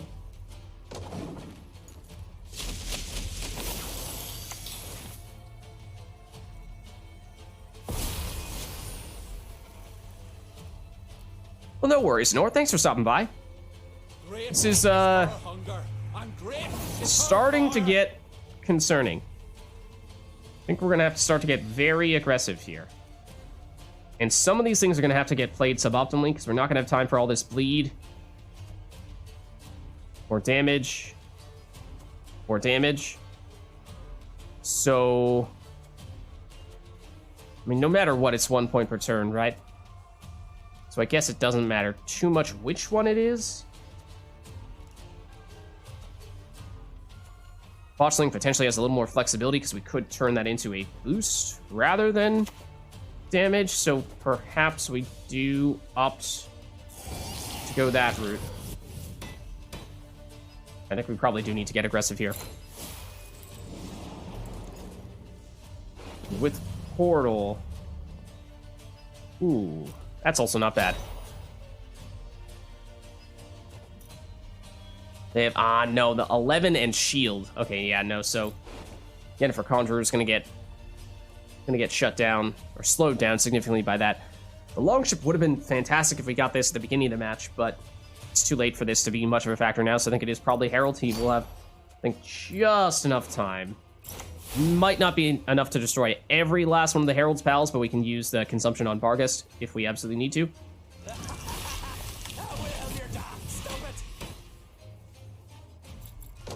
So, this is turning into a very expensive match energy-wise, and we should probably have flipped you. Palace. Show me what flows in your veins. Damaging one of our cards to... Or damaging one of their cards to damage one of our cards. I'm not sure how they're going to use it, though. More shields. So yeah, we're going to need to flip you.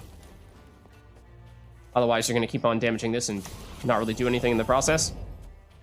So then it's still 1 damage, basically, no matter what. So 1 damage per turn, that is. They do have the rain here, but we have all this armor, so that is very unlikely to do much of anything to us. It might hit the mantlet. That'd be the only thing that it actually could damage. So then if we go... Berserker also has armor, so we could play you here.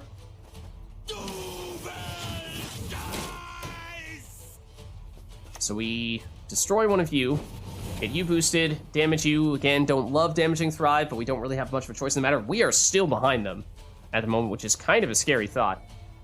Vargas can destroy one of you. I think we have just enough time, though, for Herald to destroy all of them, right? We can still use this Heir to the Student Order ability, so we are building up some power that we've not yet really seen. And these guys will still get boosted at the end of our turn as well. Do we need to use energy? I think we can wait one more turn. Next turn we might need to, though. No! Oh! Except I forgot. Okay, we can still consume you. We can still consume you with Vargas, but yeah, we don't want to boost these guys. Which is what Lubberkin is guaranteed to do, since they are always going to be our lowest. So yeah, this is an anti-synergy that we'd seen before that we should have remembered. But I did forget about it. Alright, so we do this. Actually, I mean, if we think we need to do something else, which we probably do, we should do it first in case we have things that get powered up based on the number of cards we have in a row, like Great Oak specifically is what I had in mind. So that is actually perfect, because with 1, 2, 3, 4, 5, 6, 7, 8 cards in a row, that means full value on Great Oak. We can either go here for maximum boostage, or here for maximum damage, or anywhere in between for some mixture of the two. In which case, is there an obvious one we'd like to do? I mean, getting rid of boat builders to shut down their armor would be kind of nice, because we do have some damage still happening with our Berserker in particular. So, you know, there's a chance he hits something with armor, but it's not guaranteed. So we'd like to just maximize the probability of him actually dealing damage. So that means we need 7 damage to destroy you, which means we need 7 cards to the left of Great Oak. 1, 2, 3, 4, 5, 6, 7. I think we've established that this does count. I hope it does. It does. Okay. Get a little bit of a boost on Great Oak as well. Then we destroy that. Actually, destroy one of their cards. I didn't even catch what... Oh, was the Archer, who wasn't really doing anything anymore, so that wasn't a big factor. If we removed a Thrive card, that could have been nice. But we can consume you. I mean, at this point, it doesn't really matter if the Lubberkin is going to boost you anymore if we're relying on Vargas to do that consumption. So go here, and we're gonna apply bleed to something that does not have Thrive. Armor doesn't matter. Armor does not mitigate bleed damage.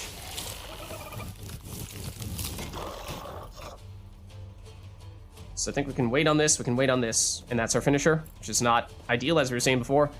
Not getting the full duration of the bleed from whatever we're playing last. But that Great Oak was huge. Rot Fiend, another one of those. That's not a huge deal, though. Okay, so now we go Cutthroat, which is not a big difference maker. Oh, we also don't have time to use its bleed order ability, but by playing into the Range Rogue, it gets 1 point of boost anyway, so alright, either way. Worth the same amount of points, I suppose. We consume unless we think we need to go with another spell here, in which case, you know, having more units on the board, as we just saw, if we happen to see a Great Oak, does mean more power, but I think between this consumption giving us 2 damage, hopefully, unless it hits something with a shield or with armor, that's a little bit extra value. We have 1, 2, 3, 4 points of boost from you guys, 1 point of damage from you, and 1 point of boost from you. And this student ability, I think that's going to be enough. It does hit you. You are Thrive, but it's unlikely you'd be able to trigger that Thrive anyway. So then, boost somebody by a lot. And this doesn't really matter. You're going to end up boosting this. That's fine. Otherwise, you would be damaging... Yeah, you might be damaging a card that has armor, and we don't want that. So keep this as is. Means we have pretty solid lead here. Going to be a little bit more than 30 points after these guys get boosted. So I'm feeling okay about that, I think. Tibor is humongous, though. Tibor is humongous, though. That was the best possible card they could have gotten, I believe. Which is kind of terrifying. But even with that, we're still good. We're still good. That got very scary for a while there, and we had to use a lot more energy than I was hoping we could get by with. But either add a spotter, which is not very good. It's just total RNG. Maybe you get a good boost, maybe you don't. Or remove the air choose a student. I mean, it did happen to work fairly well in that previous match. We got a 9-point boost, so it actually played for 14. But that was in large part because we were able to put armor on it early, and we knew that it was very unlikely they were ever going to have enough damage to shut it down. So we were able to be really greedy and just keep it on the board and wait until the very end to use its order ability. And that's unlikely we'd ever be able to do something that aggressive again. Maybe, if we're lucky, something close to that, but I think it is more valuable for us to remove this than it is to add a bad card. Okay, so now we do this place of power, and just to verify, it's either here for immediate place of power, or it's down here for event, which may take energy, but a battle after that, and no way to restore energy before, I mean, unless this happens to give us energy, which is unlikely, but possible. Is it possible to get the same event twice in the same run? I don't remember, because we obviously got the primary energy-giving events, but it just didn't make sense at the time, so we did not take it. So I think it's going to be this route. Then if we go battle afterward, down to treasure chest here, go, oh, place of power, battle place of power, battle place of power. I mean, if that's possible... Which, again, the pathing sometimes can be a little confusing as to... It sometimes looks like you can go places that you actually can't. But that seems like that is really good for restoring lots of energy, which has been the primary question, is do we have enough energy to just power through encounters? And if not, you know... Or, well... Sometimes we just have to use a lot more than we expected, like in that previous encounter. And so, you know, the more battles we have, the more energy we're going to use. So, 1, 2, 3, 4 places of power. Seems like that is a pretty good deal, if that does work. So let's go here. Yeah, and this is the remove a card option, which, I mean, if we were to use this, we would probably remove one of these two. Unfortunately, we had to pay some energy to get this guy, which was a very, very bad investment. We didn't know at the time that's what it was going to turn into, but now we just have to take the energy. And we did have one of the curses reduce the amount of energy that we gain. So rather than the usual 25, that's just 20. But I think that is still the best play here. So if we were to go Elite Battle, then that would allow us to upgrade Detloff, which would make it so that he can get summoned out an infinite number of times and increase his base power by 1 every time we do that. But that's not really helpful because we don't have enough ways to remove him to begin with. No worries, Nor. Thanks for stopping by. Have a good night as well. Yeah, so I think it's this, right? Because that's the only way we can go down here. Oh, well, first it's this battle. Okay, so we need one more battle, and then we can actually go into a place of power pretty much immediately after that. So what is this one? It's the Furious Ice Giant. It puts a lot of frost on our side of the board and also has some Death Wish, if I remember correctly. I forgot we have the Great Oak in our starting deck as well. Okay, so early Mantlet is nice, especially because this guy does have some damage. And it's the hard version. Uh-oh. Destroy an allied unit, then boost another allied unit by the destroyed unit's power, so it's basically consumption. And spawn frost with the same duration on both enemy rows. So it means we do kind of want to row stack so that we're only taking at most 2 damage per turn rather than 3 damage per turn. But he might have some Row Punish to sort of synergize with that. We also want to Row Stack to set up Great Oak as well, so I guess that does make sense. Let's stump you. Proto Flutter. I mean, that was a card that does technically synergize with Proto Flutter. Definitely like the armor, so that can help mitigate this damage. But let's cool down 3. Okay. Svalbard Priest on a unit that has armor is kind of nice. Because that way we're dealing damage to ourselves, but we're not really gonna deal damage to ourselves, so what if we don't Proto Flutter? Okay, Villain Treadmirth, that might actually work. We do have to go first. If we were to play Villain Treadmirth now, first turn, assuming they're gonna destroy the first thing that they play, but then they'd have to have 2 allied units on the board, right? So they destroy one and boost the other one. Otherwise, if they only have 1 unit on the board, then boosting it is... I think Villain Treadmirth could actually be a really good, relatively late play. Not so late that it doesn't activate, but because they're doing some consumption, they could get some really big stuff.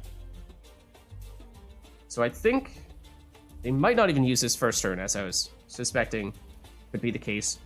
So we'd like to go Mantlet. The problem is I don't want Mantlet to get hit by the Frost, otherwise it's losing its armor, and that makes its ability to give us armor a little bit less significant.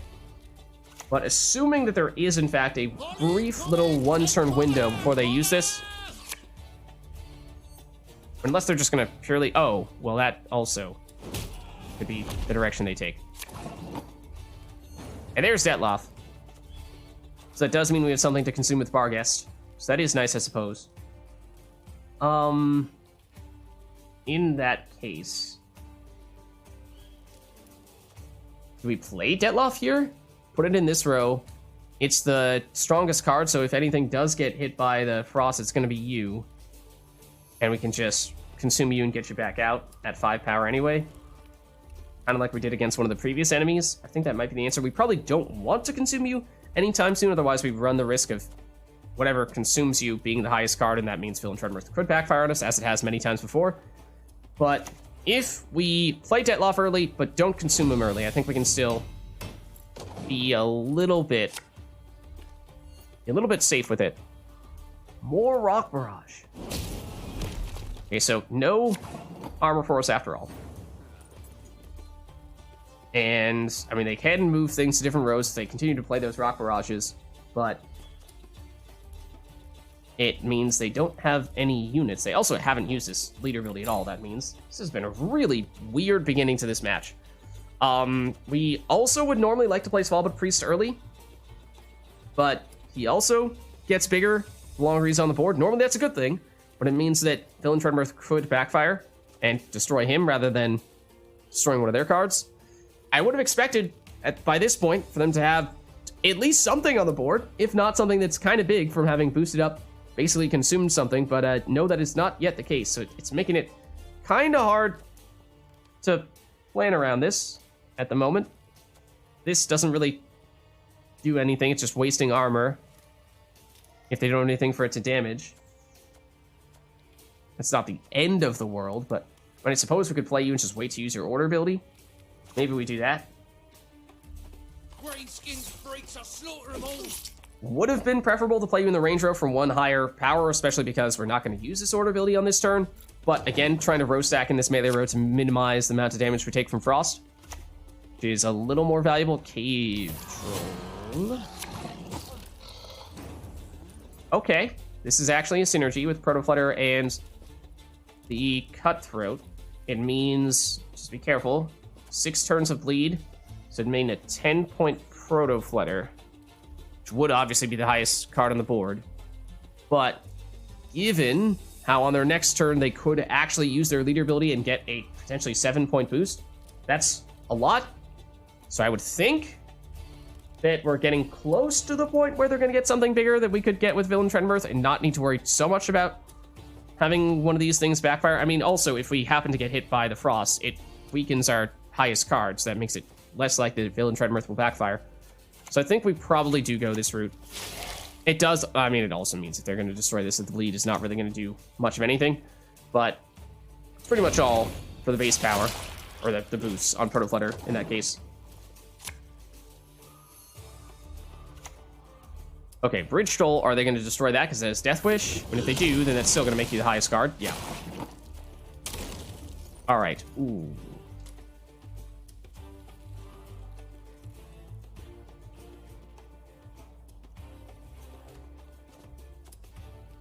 That would be really interesting.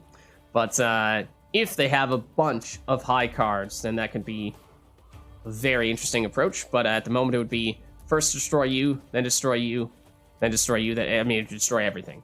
Everything not named Villain Threat and Mirth. Oh, it can destroy itself. In multiplayer Gwent, it has a little line that says it can't destroy itself. The highest powered unit other than self. That's not the case here, though.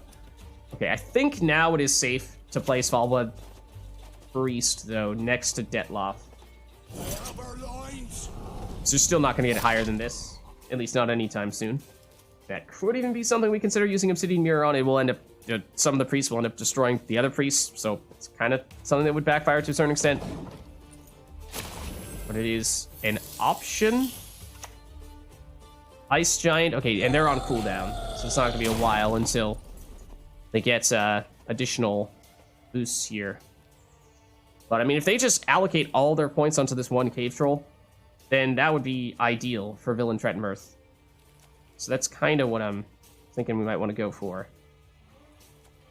And what is the plan with Obsidian Mirror? If we do it on you, actually we can still get all the order abilities. So it is something. If we do it on you, 1 powers Fallblood Priest. So that means 3 copies of you. 1, 2, 3. 1 furthest over. Well, actually, it goes in order left to right. So you destroy that one. So leftmost destroys the middle one and gets boosted by 1. Rightmost doesn't take damage, but doesn't have anything to damage, so it doesn't get boosted. So it becomes 2-point priest, 1-point priest next to each other. It's still something. You'd like to have something else, you know, kind of in between those guys, so they don't all end up just destroying each other eventually and just having one priest to survive that is not really all that valuable. So really the best way to do that would be a portal to get another unit to interrupt them from destroying each other. 1, 2, 3, 4, 5, 6, 7, 8. If we were to portal, that would be 9, which would mean that'd fill the entire row, which would mean there wouldn't be room for Great Oak. So that also would backfire in that way. Ugh. That's really awkward. Yeah, that is not ideal. In which case, maybe you do just let some of the priests destroy each other. But I mean, otherwise, I mean, the earlier we do it, technically the better still.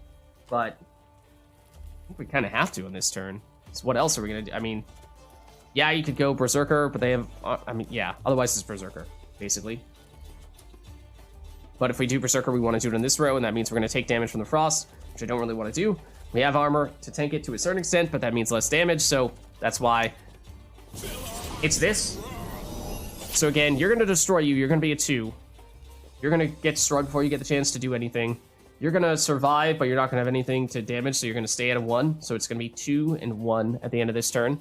Unless we go with a portal and put something else in here, but again, that would basically fill the entire row, and at that point, there's no room for Great Oak to get the big value in this row, and that's not good.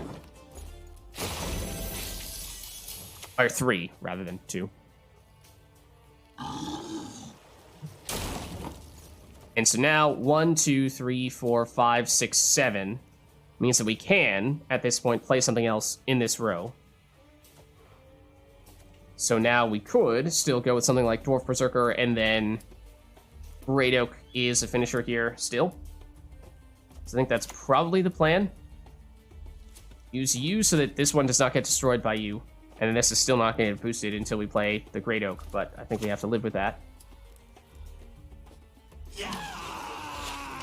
So it's this.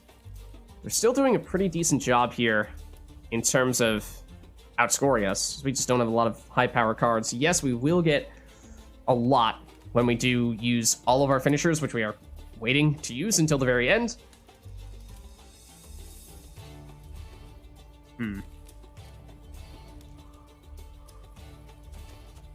So do we need to use anything here? I don't think we need to rush it just yet. They're also going to continue to allocate more of their points into, I hope, one specific unit. Oh, I mean, it's not the way I thought they were going to do that, but yes. So this is what I mean. Removing a 19-point unit with Villain Trenton Mirth would be great. We can wait one more turn before we use Villain Trenton Mirth, but we will want to play that soon. So that means now is, I think, Barghest time, right? And it could be Great Oak, I suppose. No, it needs to be Barghest. Because if it's Barghest here, that means we still have time to use the order ability to get another consumption on Detloff. That means we can still use Villain Trenton Mirth on our second to last turn. So Villain Trenton Mirth still has time to activate. And last turn is Great Oak. Doesn't matter if Great Oak is, it's the least time sensitive. So it's you. It does have to be this row. Otherwise we would run out of space. Because even though we're consuming something here, Detloff is going to come back out that row, but it does mean that this Solid Priest actually has something to hit. So that is good in that way. And I'm feeling better about us not needing to use energy here because I think this Villain Trenton Mirth could be pretty huge. Should be pretty huge. Okay. So now Villain Trenton Mirth goes here. If we consume you, you're an 11, which is still lower than you and lower than you, so Villain Trenton Mirth is definitely still going to work as intended. So do this. Still have room for Great Oak to come out and finish in this row with either damage or boost, depending on what we prefer. And Villain Trenton Mirth will have time to activate. Another old Spear Tip. Okay. So now, what do we prefer? You're getting destroyed by Villain Trenton Mirth. As long as this doesn't get up to 19 or higher, then this is fine. But we're probably, well, they do have armor, right? So damage is maybe not perfect. Might prefer to just go pure boosting. In that case, if we do that, you can get boosted by 8, right? So it'll be a 16, which is still safe. So I think we do that.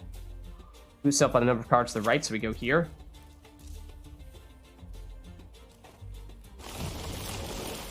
Okay, so we are a little bit ahead of them. We're going to get 1 point here, 1 point here, 1 point here. And this is going to remove a 19-point Ice Giant. So I think we're fine as is.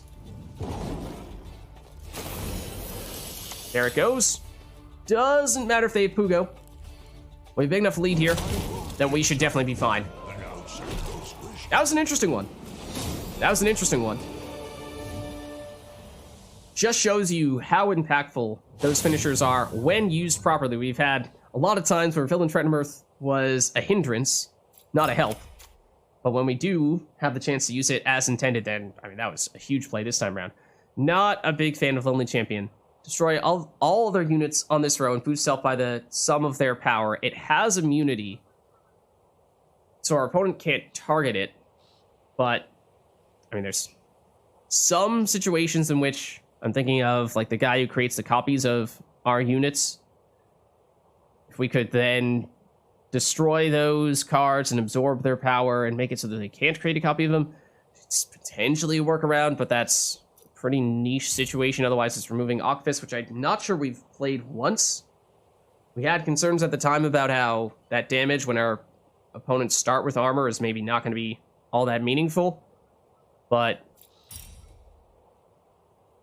I mean, outside of that one situation, Lonely Champion is pretty useless. Well, not quite useless. It is technically a way to destroy Detloff.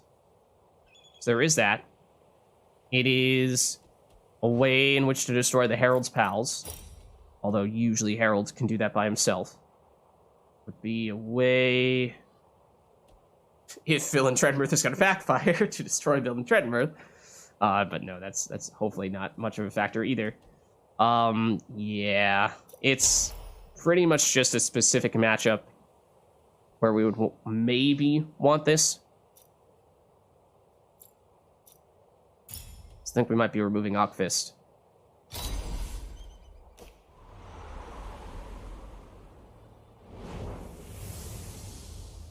And now it's a treasure chest, so that's definitely good news. I think we're looking to go down here. Then we said place of power after that, likely for energy. This is what the boosting option, but I mean, energy is definitely something we are keen on getting.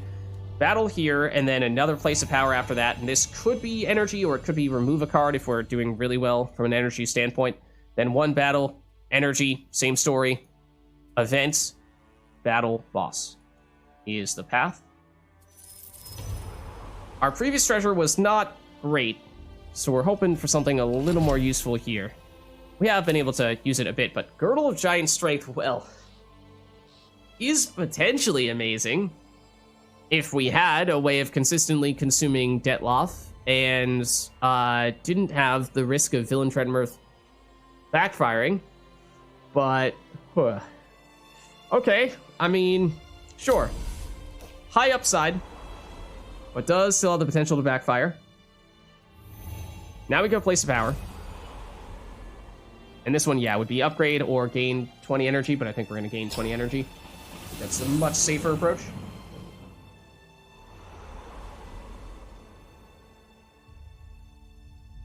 So now it's one battle, place of power. So I like this.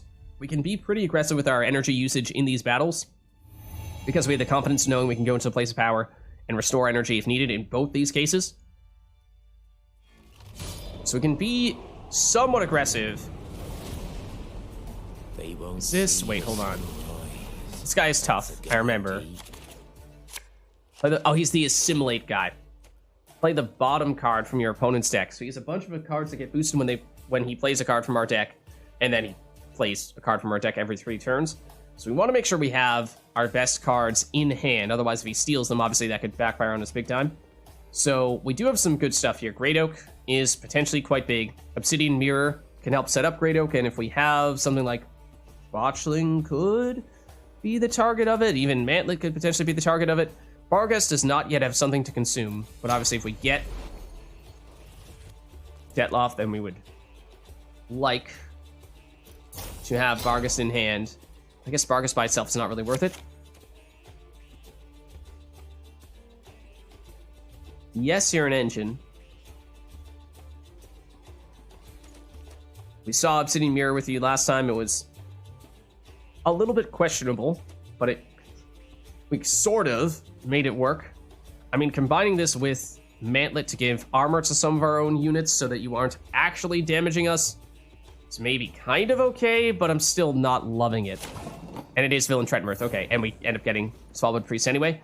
So I think because Assimilate gets boosted when they play a card from our deck, and they are going to play cards from our deck, it's certainly possible that they could get some relatively high power cards. So I think it's workable to have Villain Treadmirth be a useful card for us. Let's start with Mantlet, though, because we don't have anything to go after right now, so might as well just load up on the armor.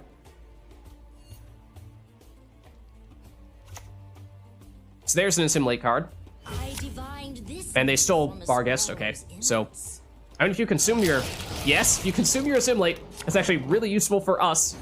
So you just got rid of what would have been possibly your best card, or one of your best cards.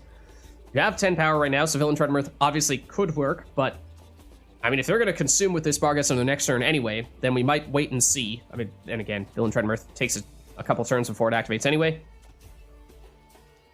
So...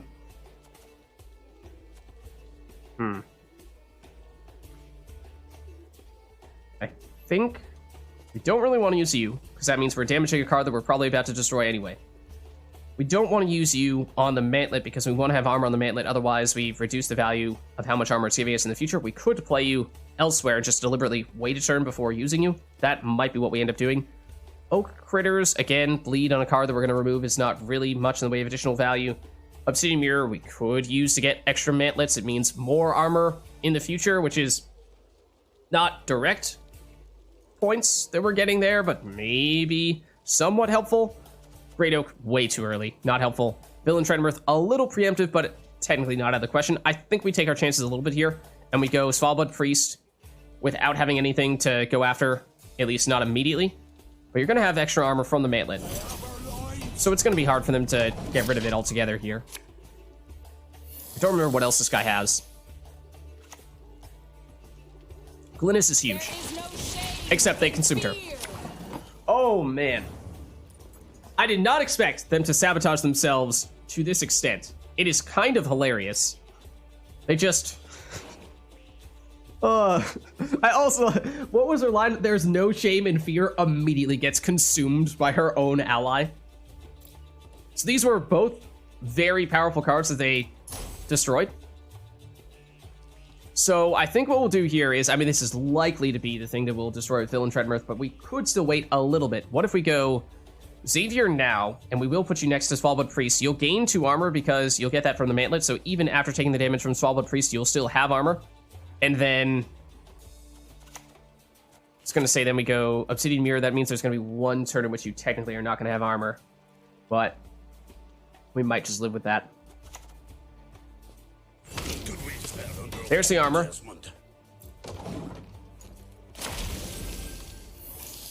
We need to do this quickly enough that you guys don't get big enough to overtake you. That is also Assimilate. This is also Assimilate. So there is going to be a lot of Assimilate. Obviously, we would have destroyed Detloff if we still had our consumption. Do we have any way of removing you? Not really. See, I think it's still probably Obsidian Mirror here. So we saw how effective this can be, and the earlier we get all these Xaviers out, the better. I would say we could consider removing you, but by doing that, any overkill damage would hit Vargas, and that's not really something we want to do before we remove you with Villain Treadmirth. But these are engines that are going to gain value over time. So I don't love that they're remaining uncontested. I mean, we could hit you with Masterful Thunder, get a lot of overkill damage, and hopefully destroy Vigo as well. That might actually be the best option. We do have a Place of Power coming up right after this, so I think we will get a little bit aggressive here. Because the earlier we address the engines, the less time they have to add up. So energy early is preferable in this case, unfortunately. Not nearly enough damage to destroy you, but we did get rid of 1 of the Assimilate cards, so still some benefit to that. So this is the turn in which you are not going to have armor. Oh, actually, ooh, are you going for bleed or are you going for poison? It looks like you're going for poison. And they're playing more cards from our deck here. That's going to damage us a bit. Okay, so Girdle, we have to wait until after we use Villain Treadmirth. I think it is going to have to be Villain Treadmirth here. So actually, we should go Villain Treadmirth here so that you still keep your armor at the end of this turn. So we're thinking we're going to remove you. And even after Herald destroys all these guys, still likely to see that this will be the highest card. I don't remember how much poison this guy has, but he might have enough to remove this. If we still had consumption, which we don't, then we could have removed you to avoid the risk of getting destroyed by poison, but let's go here. You guys all get armor, so you're going to get boosted up. This is going to destroy you. You're still going to be lower than this, even that is if you do survive, but you might be about to get poisoned to death. Villain Treadmirth would be the best card for you to go after, but you didn't. So now this will destroy you at the end of the turn. As long as we play a unit, this will get the armor back. And so I'd like to wait 1 turn before using Botchling. That way you get removed.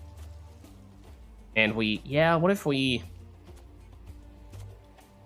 This row is almost full, though. Let's go Oak Critters on you. Give you guys armor. That's going to remove you. And then next turn is going to be Botchling, and at that point it's hitting Herald, which is actually giving us value, rather than just hitting a unit that's going to get destroyed anyway. And if you survive, we could Girdle Giant Strength on you, but there is some risk given how you do have that poison, so it might be better to keep it safe. Yeah, because Morale is going to kill you. In my trade, I am a great artist.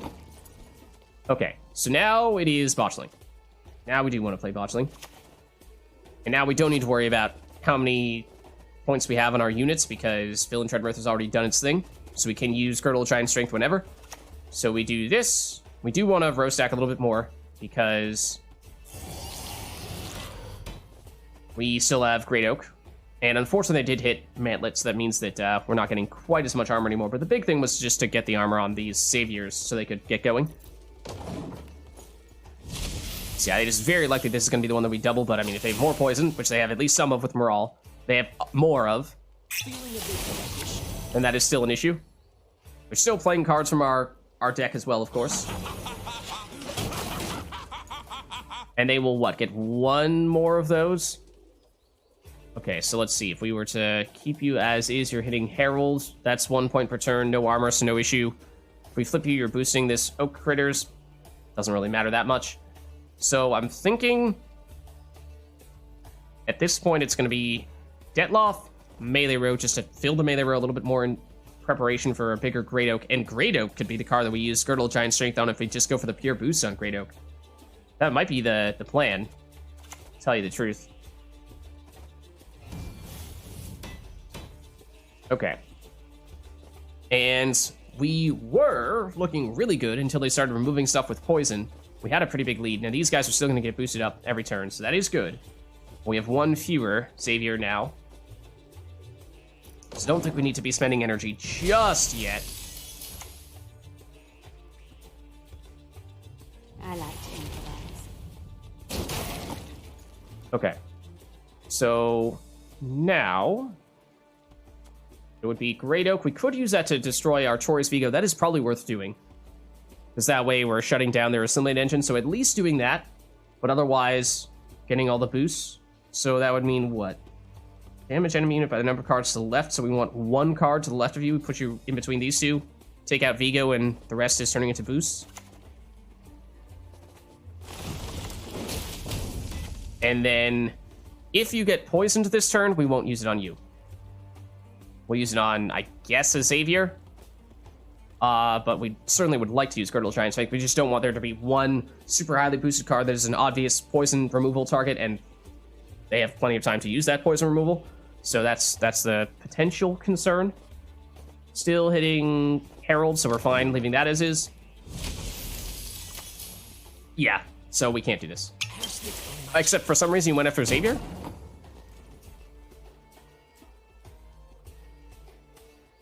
Okay, there should not be any way they can get 2 poison per turn. They might have another Fangs the Empire, but that would just be 1 poison. And that would remove you. If they already had Morale, if they had Morale on the board and used his order ability and played Fangs the Empire on the same turn, that'd really be the only way. But that's not possible anymore. I think this is still safe. And then that should mean we're good here without spending any energy.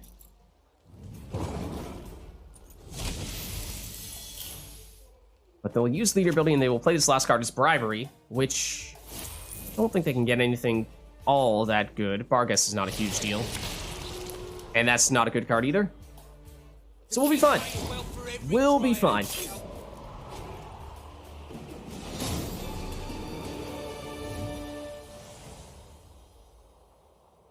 Okay, so this guy, the chapter agent, taken care of. We used a little bit of energy, right? But not a lot. Zoltan boosts adjacent units by 4, so he's a total of 12, assuming you have units to play to be next to him. Or we can remove Oak Critters, which is probably the weakest card in the deck. That is awfully tempting. How many cards do we have in our deck right now? 1, 2, 3, 4, 5, 6, 7, 8, 9, 10, 11, 12, 13, 14, 15. We can play 10 of them in a match, usually. So it means there are 5 that go unplayed. So we remove you, there are 4 that go unplayed. So it basically means by removing our weakest card, we're increasing our consistency, having a better chance of getting things like Detloff, Girdle Giant Strength, Great Oak, Villain Treadmirth, what have you. So, I mean, you're okay. You're decent. You're not amazing. So I think we might prefer to drop Oak Critters, to be honest. Yes, there's some synergies here. It does make it easier for us to flood a row to set up Great Oak, but that has never been an issue. And it gives more bleeding to help synergize with Proto Flutter, but I also don't think that's a high enough concern or high enough priority, because we still have Kirak Cutthroat, and for the most part, when we see these guys, we're trying to mulligan them anyway. So might as well just get rid of you permanently.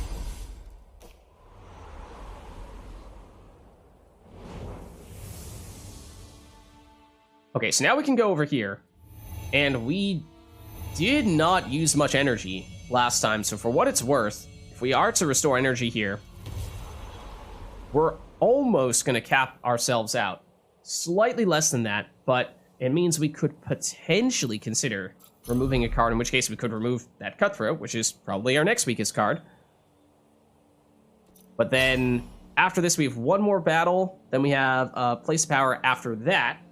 So, you know, if we don't use much energy there, then that means we could instead use the special ability from the other Place of Power. I think that one was a duplication one, but I might be misremembering. So I think we still take this. So we've, after having just removed one of our weaker cards, we've gotten rid of most of our bad cards. Most of our worst cards, at least. So consistency is getting decent. Oh, and it's the same one anyway. So yeah, why don't we just see how much energy we need for this encounter, and then we can see what we want to do for that. Give us more flexibility for this one. Highborn Vampire. It's what? Lots of bleed and then removal, or is it stealing? Or I'm confusing it with the Succubus, I think. There is a hard version, yeah, and we got that. At the end of your turn, give a random non-bleeding enemy unit bleeding 1. Then increase the bleeding duration on all bleeding enemy units by 1. Okay, so we just take tons and tons of bleeding damage, which, I mean, they probably have a Proto Flutter, but we did just remove some of the synergies for this. It was never really a high priority card for us anyway, so we're probably going to dump this. We have Obsidian Mirror, which at the moment don't have a great option for. I mean, technically we could use it on Herald's Pals. I do really like Herald in this encounter, because then, you know, they're going to give bleeding to our Herald's Pals, and it's technically not quite as good as if Herald destroys them himself, but it means, you know, it's a way for us to actually benefit from them using that leader ability. So I think that's definitely a good thing. But we are dumping you. Botchling, by flipping from one form to another, can circumvent bleed, so that's also really nice. Just, yeah, not 100% sure what we're going to do with Obsidian Mirror. I mean, we could technically try for Villain Treadmirth. I was kind of joking about it before, but if our opponent happens to have a bunch of high power cards, then it is actually possible for that to be beneficial. It doesn't really work on Great Oak. Great Oak might be a little bit tough here, because they're going to have enough damage to eliminate some of our cards pretty regularly. But we have a lot of energy, and we are going to get more energy, or have the option of getting more energy at the end of this encounter, so we can be pretty aggressive here, I think, with our energy spending. So let's stick with this. And it's Girdle of Giant Strength, which again, when we have Villain Treadmirth, is a little bit dangerous, because this is likely to mean that Villain Treadmirth will destroy our own card. But if we play Villain Treadmirth on the relatively early side, we should still be fine. So I think it's probably Herald first. Yeah. And then we hope that they give bleeding to the Herald's Pals.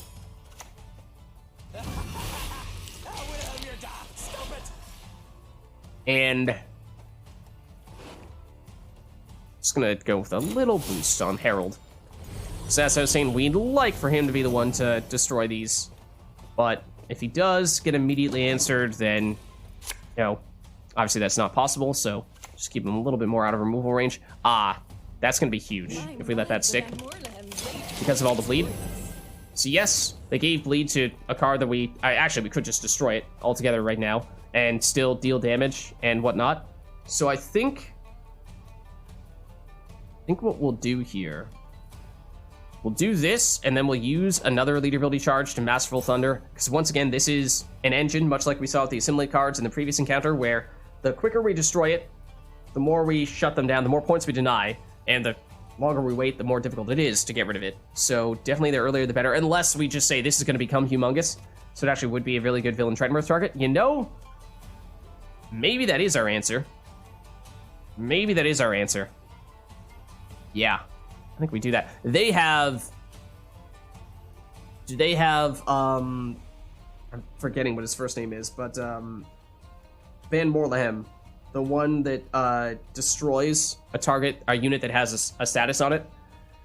Because that would be the easiest way for them to answer Villain Treadmirth, because Villain Treadmirth is not instantaneous.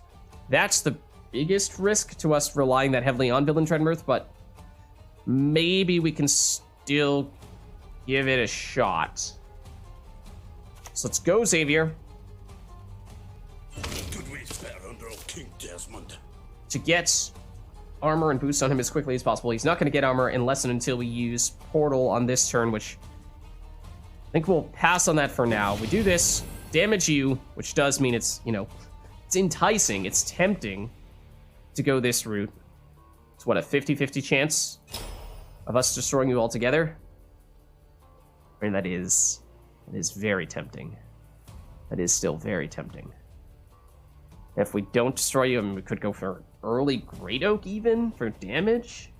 Finish you off. That's not really the way that I intended to use you, because I was hoping to have you be the target of Girdle of Giant Strength, but could end up being Xavier. Or Herald, if we do get the chance to destroy all these guys. So maybe we do it, and we assume that there are going to be other big cards for Villain Treadmirth to go after. I imagine they have more than just one engine. And you do get destroyed altogether, so that's good. They might have more of those exact cards. Katakin is Thrive. It's not really an issue. You're not going to get that big. Okay, I don't really want to consume anything right now. We've seen if we flip this botchling that that's going to turn these into something other than a 1, which is not ideal. So that means Herald is going to not be able to destroy them anymore. So I kind of want them to play other engines. I want them to have exactly 2 engines. The one we destroyed, and another one that they play early and have time to develop so that it overtakes Herald, and we can destroy it with Villain Treadmirth. Because if that was their only engine, then Villain Treadmirth is now kind of a brick. And we could play it last, I suppose, and just, you know, continue to boost Herald, maybe go for a maximum boost on Great Oak and use one of these two with Girdle of Giant Strength and just play you last. Technically an option, but we could also use Obsidian Mirror over there. We were thinking maybe going Obsidian Mirror on Xavier. Yeah, you know what? We'll do it. No armor on any of them yet, so that is risky, but we'll take our chances. Because Bleed does not instantaneously deal damage. Well, Parasite does. And that was the right choice. I mean, these ones will get armor on this turn, so they will be fine. But, okay, well, we do end up getting Protoflutter, but now at this point, Botchling is fine. And in fact, we do want to play it as early as possible to maximize value from it. So we do this. That gives us armor, so you guys will get now boosted by 1 every turn. Still consume you. Means we don't take the bleed damage, at least on that card. Deal 2 damage, get 2 boosts. Villain Treadmirth is, again, starting to look a little scary. Okay, I mean, that will get boosted by 1 every turn. But it's going to be a while until that has any sort of significant amount of points. Solid Priest is another card that's going to get bigger. If we put it next to one of these Xaviers, it will gain 1 armor, and then we'll remove 1 armor every turn. So as long as we're playing a unit every turn, that'll still be fine. So we could do that, and then we could also... So you'll still have armor, you'll still get boosted. We can flip this Botchling, which means we mitigate the bleed damage, and we boost one of the Xaviers as well, rather than damaging a card that has armor, so that is beneficial. That is better.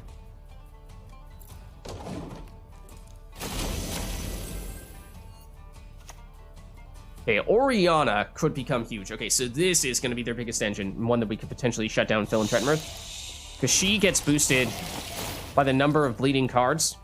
So that's just getting boosted by 1, no matter what at the end of the turn if there's a bleeding card, no matter how many bleeding cards there are on our side, whereas this is boosted by the number of bleeding cards. This is boosted by 3, if not more, every turn. So, okay. That's fine. That's what we're looking for. That means we should still be able to benefit from Villain Trentonmirth. Let's go with Protoflutter here. And in doing so, give ourselves some time to... Oh, I should not have hit Oriana, though. Oops. Should have been Garcane, because again, we're hoping to remove Oriana, so that means the bleed damage is, 1, insignificant, because we're going to remove her anyway. And 2, makes it take longer before we can have her overtake Herald. So yeah, that was just frankly, didn't even think about who I was clicking it on. Yeah. So, I mean, yes, it gives more time for us to benefit from the bleed by playing Protoflutter on this turn, but we didn't want to use it on you. So that's not really what we wanted, after all.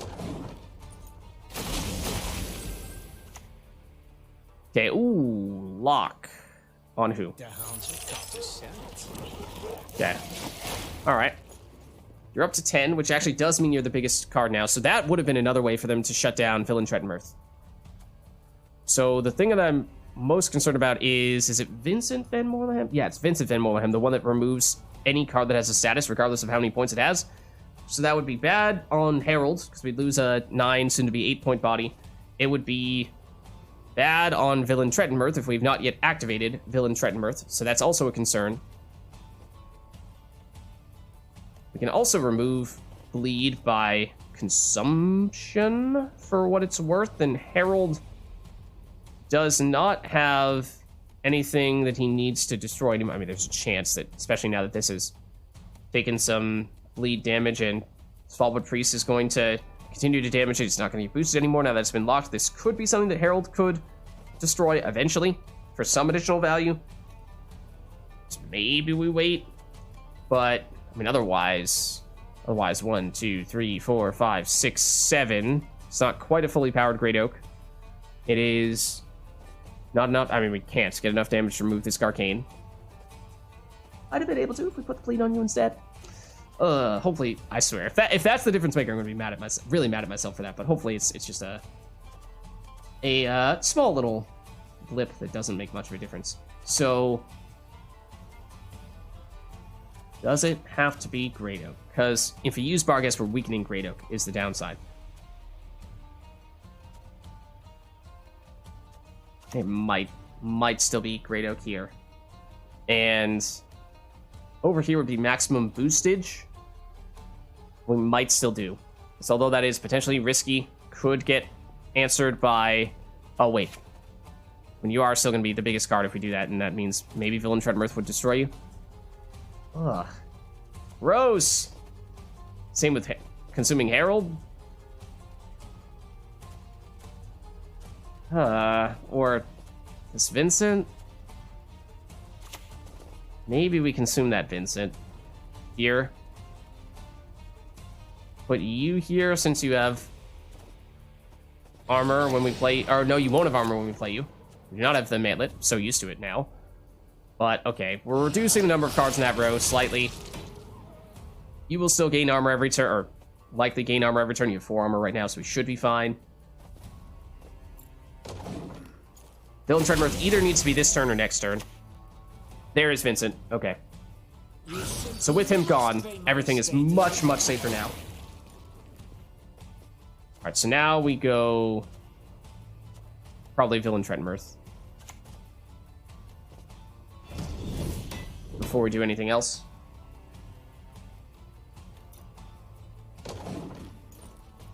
So I will remove you.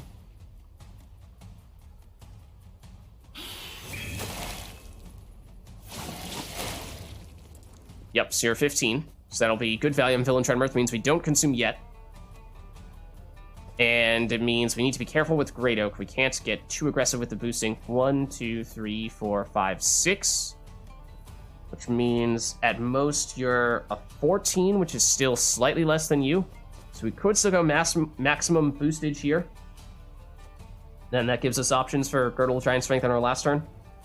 But I think we probably do still go that route. Yep. Okay. We could consume you. Or you. Everyone ends up being bigger. And then use Girdle Giant Strength on that. Because with no Vincent anymore, should be much safer to do that. So if we consume you... No, you're the biggest anyway. I was going to say, if we consume you, then we're losing an engine, which is kind of unfortunate. But no, we do this.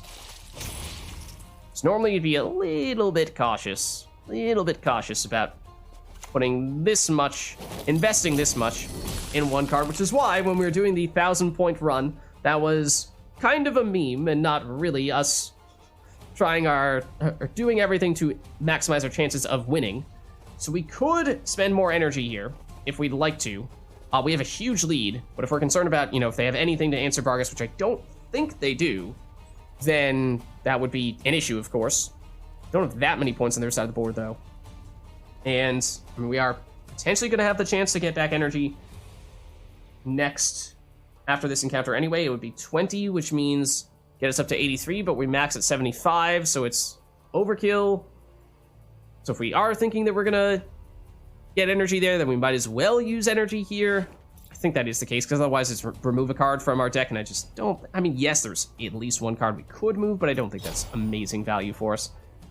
So I think we just portal. So they have the armor, so the damage is not going to be that effective, I don't think. I mean, these are all cards that would have been much more valuable later on. You're actually a 4. Do you have any other damage? I mean, we do if we flip you, but no, we actually don't, because you have armor, so you're going to mitigate it. So, yeah, it's you.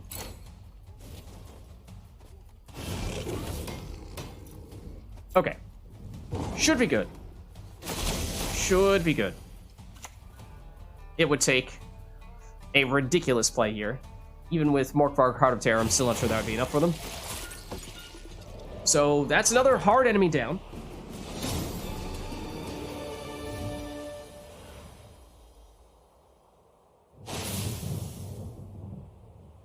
Okay, then we can either add Vincent to set a non-boosted enemy down to 1 power, which, depending on who we're going up against, may or may not be useful. I mean, usually that's pretty effective, pretty useful, but it is a little bit situational. Otherwise, we're moving Girdle Giant Strength. Now we're adding Vincent.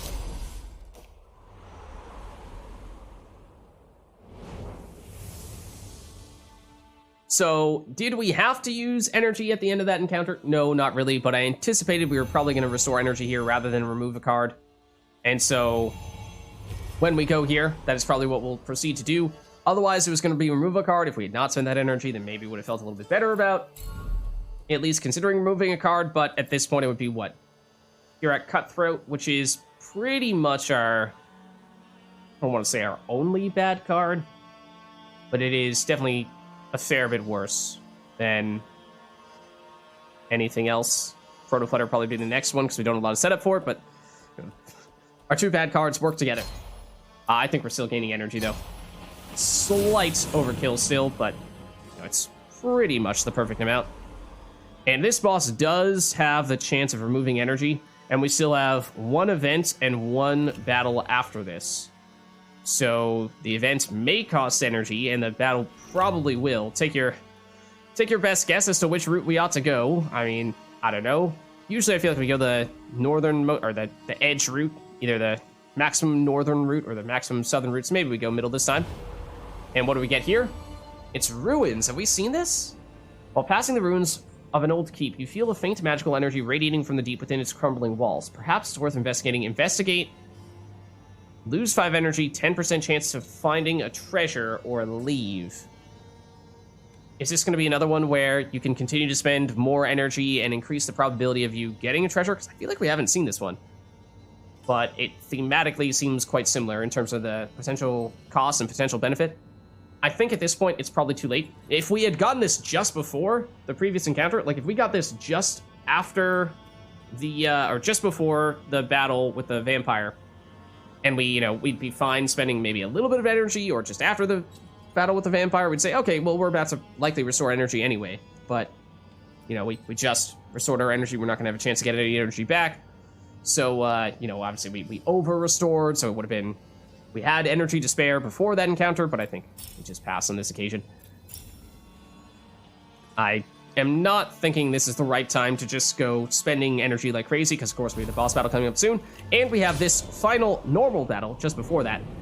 And it is the giant toad. We have not faced this enemy very much, possibly only once before. So it's what? It's consumption. There is a hard version, but it's the normal one. Okay. Poison. Oh, poison. Poison an enemy unit. Death blow. Split boost equal to the target unit's power randomly between all allied units. Okay. So maybe it's not death wish at all, but poison means and with that boost, that means we don't want to go very tall. Otherwise, that's going to give them more points. So anything that is not boosting, which means Xavier is not great. Deadloff is kind of nice, because if he gets removed, then he obviously comes back out. Barghest would be the best way to make that happen, but if Barghest gets destroyed, then that could, of course, give them a lot of boosts. Vincent is probably a good option for us, because he doesn't boost. Same with Mantlet. Not really sure how much damage they're going to have. If they might just be all statuses. I don't remember this guy's deck very much. Yeah, I think we might... We have a lot of energy, but how aggressive can we be with that energy? Because obviously we want to save a lot for the boss. The upcoming boss does also have things that can remove our energy. So for that reason, we, especially against this guy, want to make sure we have plenty of energy.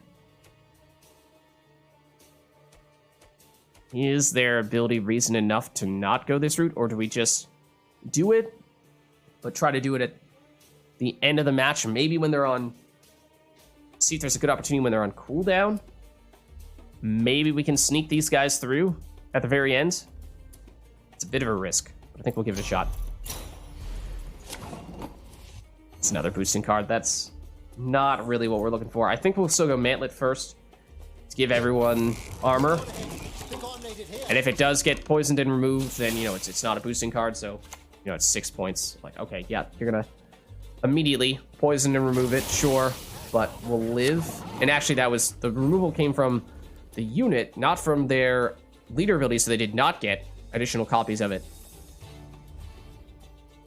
So Obsidian Mirror, in general, we have used to create multiple Xaviers.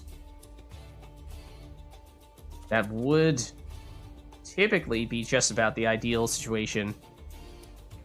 Problem is, again, they're boosting. I mean, the ones that we create with this, though, start at 1 power. So even if they do get removed, that's not a huge deal. The original Xavier, though is, of course, going to be getting much bigger. So, I mean, otherwise it's Vincent, and that's not great. Solid Priest has nothing to go after. We could play Detloff and just... I guess we could play Detloff, at least initially, and say if you want to use more poison, then go ahead. We're just going to get Detloff back anyway. They're on cooldown for now, so maybe this is the right time to play Xavier. He's not going to get armor unless we play a unit on this turn with Portal, but maybe we wait until next turn with Obsidian Mirror to do that.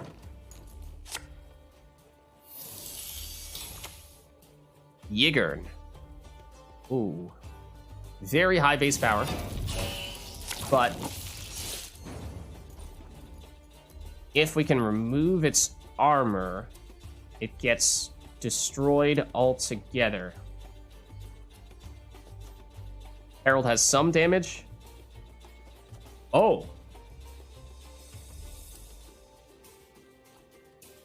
Or we could just drop you down to 1. Yeah. I think we can delay a little bit with Xavier. I want to make sure we do this before you have any chance of getting boosted. I mean, they won't have their leader ability on their next turn, so they probably won't be able to boost him, even if we wait a turn, but just in case. This is, I think, too good of an opportunity to pass up. So, yeah, that's pretty awesome value from Vincent. Okay, here's more poison coming with Moral. It's presumably going to be on Xavier. Yeah. So he is going to get destroyed by Giant Toad, unless, technically speaking, we could consume him with Barghest. But I mean, 7 points worth of boost, right? That's the way that it works. Split boost equal to the target unit's power randomly between all allied units, and that's why we wanted to, yeah, rush the the weakening here. Otherwise, once you get boosted, Vincent can't get you anymore. So, I mean, unless we can destroy you, which is technically possible, but unlikely, and they still have enough poison with leader ability alone to destroy Xavier. So I think we do this just because it's our last chance to get them before you get destroyed. And this was really our card that I think was most vulnerable to their leader ability. So I think after this we'll just play maybe Detloff and invite them to deal damage to us. Or to poison us on Detloff, hopefully. Well, now it's an 8. Yeah, so that's a decent value. Damage unit by 3. They could destroy Xavier. They should destroy Xavier, and they do. More poison from Moral, of course. Okay.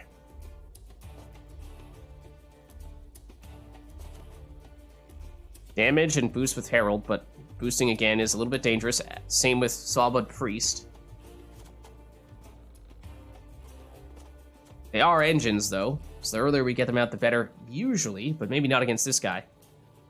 Again, we can maybe use Bargus to consume a poison if we're concerned about them using leader ability. I mean, if they do it on a 2-point or 3-point, 4-point Xavier, which is, you know, what he's probably going to be by the time that happens, then it's not a huge deal. The 8.1 was a little bit of an issue, but I think probably do just start playing with Portal a little bit here to try to get cards that can give us value without doing boosting stuff, because that is unfortunately what we have on a lot of our cards here.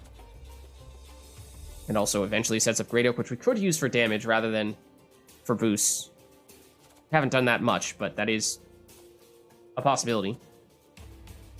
So I think we do this first and maybe react to what we see here. Whenever enemy unit gets bleeding, gain vitality for the same duration. Technically it does synergize with Proto Flutter, but it is another boosting card. Spawn drones, boost drones and all other insectoids, or damage random enemy unit and self by 4.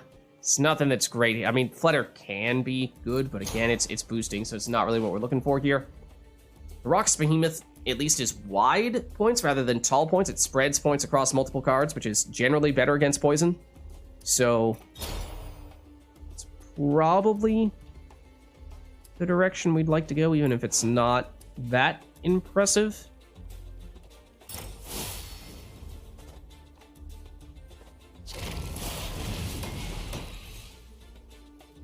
Okay. So then... Alright, no more armor. So we lost the mantlet, and these guys only have armor because it's part of their ability. Okay. So... do we maybe use... Well, I was going to say use Solid Priest next to here, because we're expecting to lose you anyway, but you're still going to get boosted and gain armor anyway. It's not like that's going to destroy you. Nice as that kind of would be. Only way that's going to happen really is with Bargus. So... what if we go Herald? I think maybe we go Herald. Wait, 1, 2, 3, 4, 5, 6. It would fill the row if we play you here. That's fine, because we can presumably still destroy one of you, and that's probably going to get destroyed eventually as well.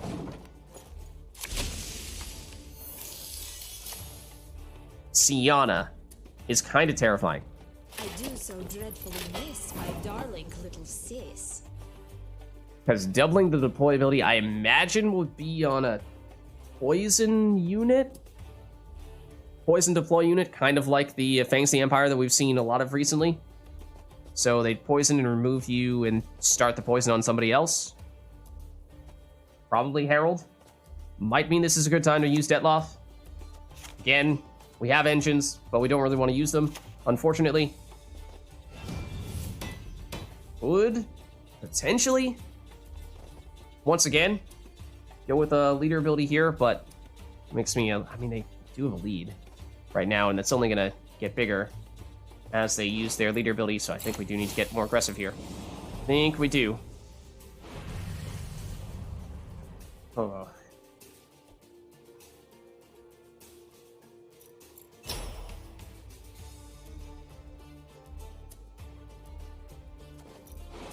Drog is almost really interesting. I think when we transform, we would lose the poison there, so that is something. But these are... I mean, you're not that valuable, you're not that valuable, you're not that valuable. You kind of are to Herald. But maybe not so valuable that we would be averse to using Drog in that row. Oh, it's on this row. We don't get to choose the row. So that means it would have to be here. So we'd lose Herald, we'd lose Detloff, we'd lose Vincent. That doesn't matter, but that's not great. Barghest consumes you, gets rid of the poison. Botchling is a damaging engine, which is the kind of thing that we would like to see.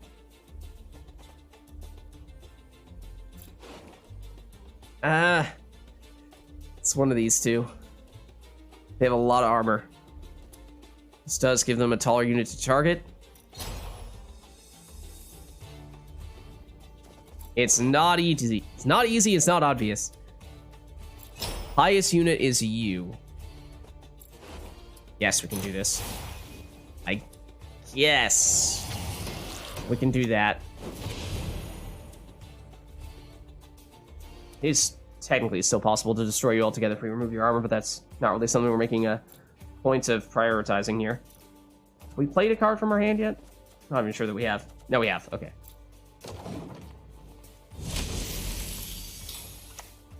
Yeah, it's... Oh, they didn't use Sienna, but that was the combo I was expecting them to do with. Oh, they just completely bricked Sienna? They used that without... They did it in the wrong order, so they didn't get the extra deployability. Okay, so Sienna, thankfully, didn't really do much of anything. So... We don't really want to flip you until we've removed every Herald's Pal. We want to be a little bit careful about this, otherwise Herald could get poisoned, and especially on this turn, they're about to use leader ability. Fortunately, there's nothing that currently has poison. I think what we might do is Proto Flutter on Yigern. So although we could destroy it if we happen to get rid of all that armor, that's going to be kind of hard to do. Bleed does damage and ignore armor, so we could get rid of you altogether without having to be too concerned about hitting that armor. And otherwise, it's going to be just a potential damage sponge. We'd probably rather they not have. Otherwise, Svalbard Priest, obviously, the earlier the better.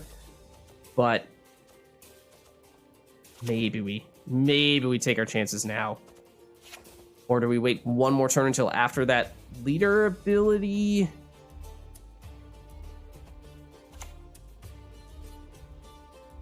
Oh, hold on. Oh, right, I was thinking of this. Let's do this. Let's do this. Gonna keep you on this form because we still don't want to transform you yet.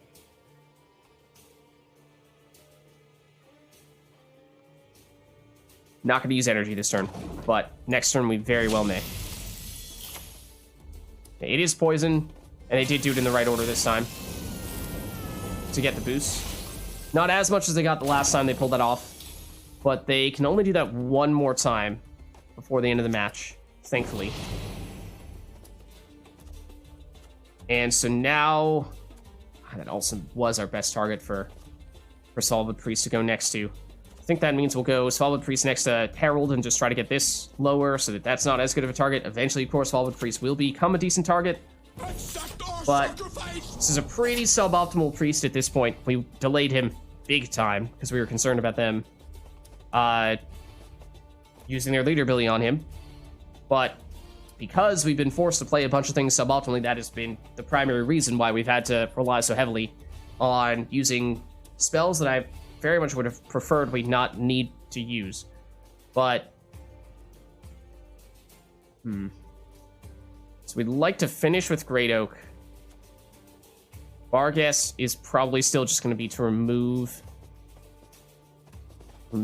poison from somebody. At this point, you're actually hitting through the armor, so it is 1 point per turn, whereas flipping you is 1 point boost on a drone, which is, or Vincent, which is also kind of okay. I think we do still prefer damage, though, given how there's some risk that boosting ourselves could turn into boost for them. We need to play Barghest this turn, don't we? Oh, no, we've already played something this turn. Let's do this. And that is consumption. Consistent consumption at that. Ooh. The likes of which could be fantastic if we could get Detloff over there. Next, Detloff right here would be ideal. Then you put the Were-Rat right there, and every turn, Detloff comes back out. Were-Rat consumes again. But in this spot, we either put Were-Rat here and it consumes Detloff, and then Detloff goes over here and is unconsumable. Or we put the Were-Rat here and we can't get Detloff consumed until we consume you with Barghest. Either way, it's not perfect, and it is still going to lead to us having a pretty big unit. Whereas the Alpha Werewolf, not worth as many points, but it does have immunity, which means they can't target it. So it could be a big unit that they don't have the option to poison, which would be kind of nice. So again, it's a matter of, do we play to counter their leader ability, or do we play to maximize our point total? Because those two things have been competing priorities that have been throwing us for a bit of a loop here. Consumption does potentially still circumvent to a certain extent. I think we'll go here.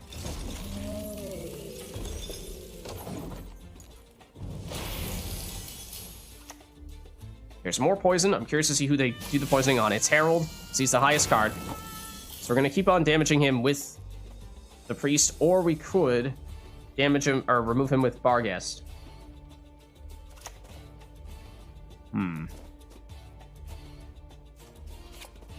We hit you again, you're going to drop down to an 8.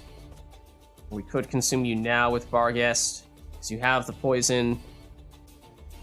That means we're not consuming Regis, or we take our chances and consume Detloff and then wait till next turn to use Barghest to consume you. That's definitely riskier.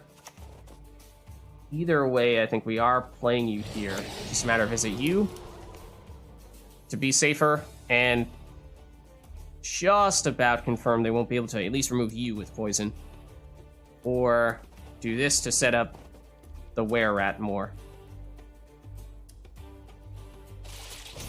Risky.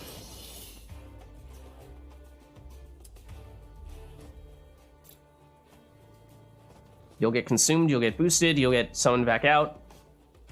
That is worth a lot of points. Still hitting morale, that's fine. Do we need to use leader ability here? We might be able to get by. Problem is, leader ability is going to be a very big point swing. Poison enemy and damage adjacent enemies, they were able to get the poison off. It's not terribly surprising. Of course, they have leader ability here. They don't have any poison units on the board at the moment, but if that last card has poison, then not only can they poison us, but they can also get a lot of boosts in the process. And they will have a 16-point Were-Rat would be the biggest option for them. Actually, well, that gets you back out. You will come out one more time when Were-Rat consumes you. We go Great Oak here, and with Great Oak, we were to go damage, might be preferable. 1, 2, 3, 4, 5, 6, 7. We could hit morale down to a 7, and then flip you and instead boost up a drone. That's probably the best course of action. Don't care about you taking up space anymore and Detloff going over here because this is our last turn anyway. So, flip you. Actually, using the order ability would have been half decent to make you not as tall, but we don't have room for that anymore. Flip you. Do we need leader ability? Any spells?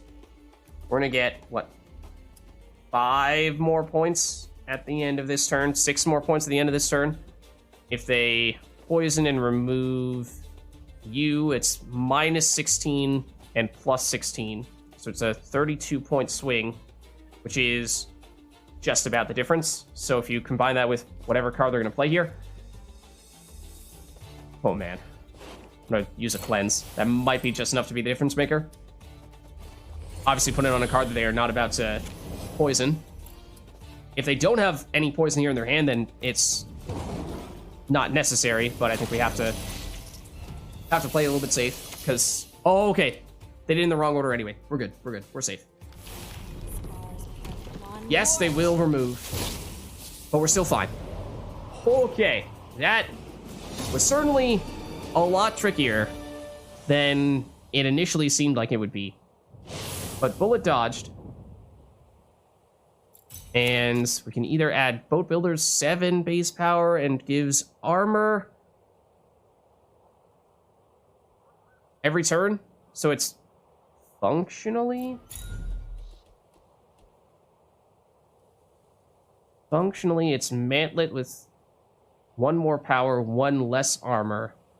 Gives slightly less armor unless Mantlet loses its armor. So it's very similar. Or removing Xavier, we're definitely not doing that. We're adding you. And this, I believe, is now the boss. Or do we have one more event? No, it's the boss. Progress demands sacrifice, I guess. Apparently, sometimes you need to sacrifice your boots and cloak and breeches.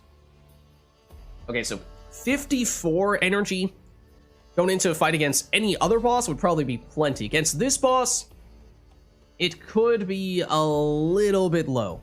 But, of course, nothing we can do about that now. So let's jump in.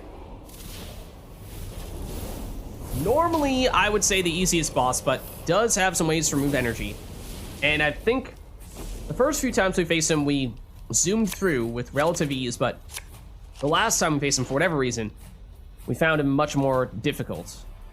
So he spawns Molten Image in an allied row every 3 turns. That guy has 3 power and banishes the leftmost card from our hand. So if we don't destroy these, then we lose cards. But if we can destroy them, then we get that card back. So it means we're going to lose Barghest pretty quickly, which is unfortunate. Fertile Giant Strength on Barghest could be really useful. Dwarf Berserker, I think we're dumping Protoflutter here probably. I think we're probably dumping Curat Cutthroat in that case. And we get Herald. So the reason why we really want energy is because to be able to throw out a Masterful Thunder to immediately answer a Molten Image is definitely very, very helpful. We do potentially have other sources of damage as well. I think we might go, well, we might go Herald first. You're tempting as well, but you can help make it easier to keep Xavier going.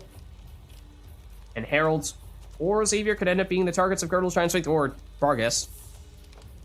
I think we do this.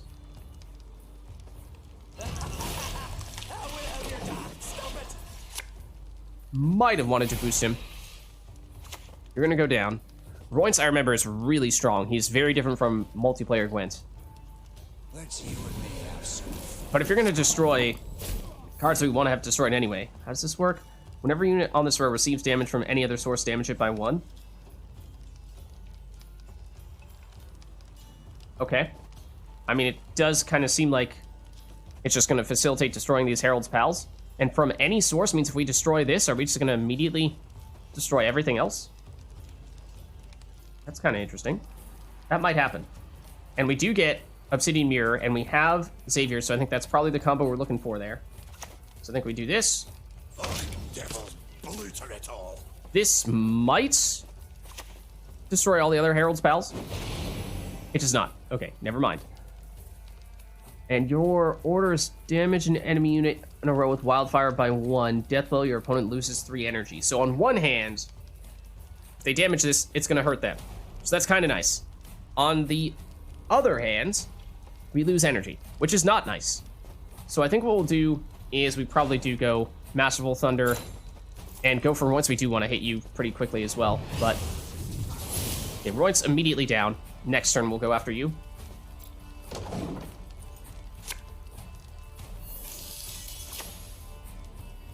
Okay, what is your deal? I do not remember you. Spawn 2 copies of self in this row. After 5 turns, something happens. For 5 turns, split 3 damage between random enemy units. Increase damage by 1 for every burning enemy unit. We don't have any burning units at the moment.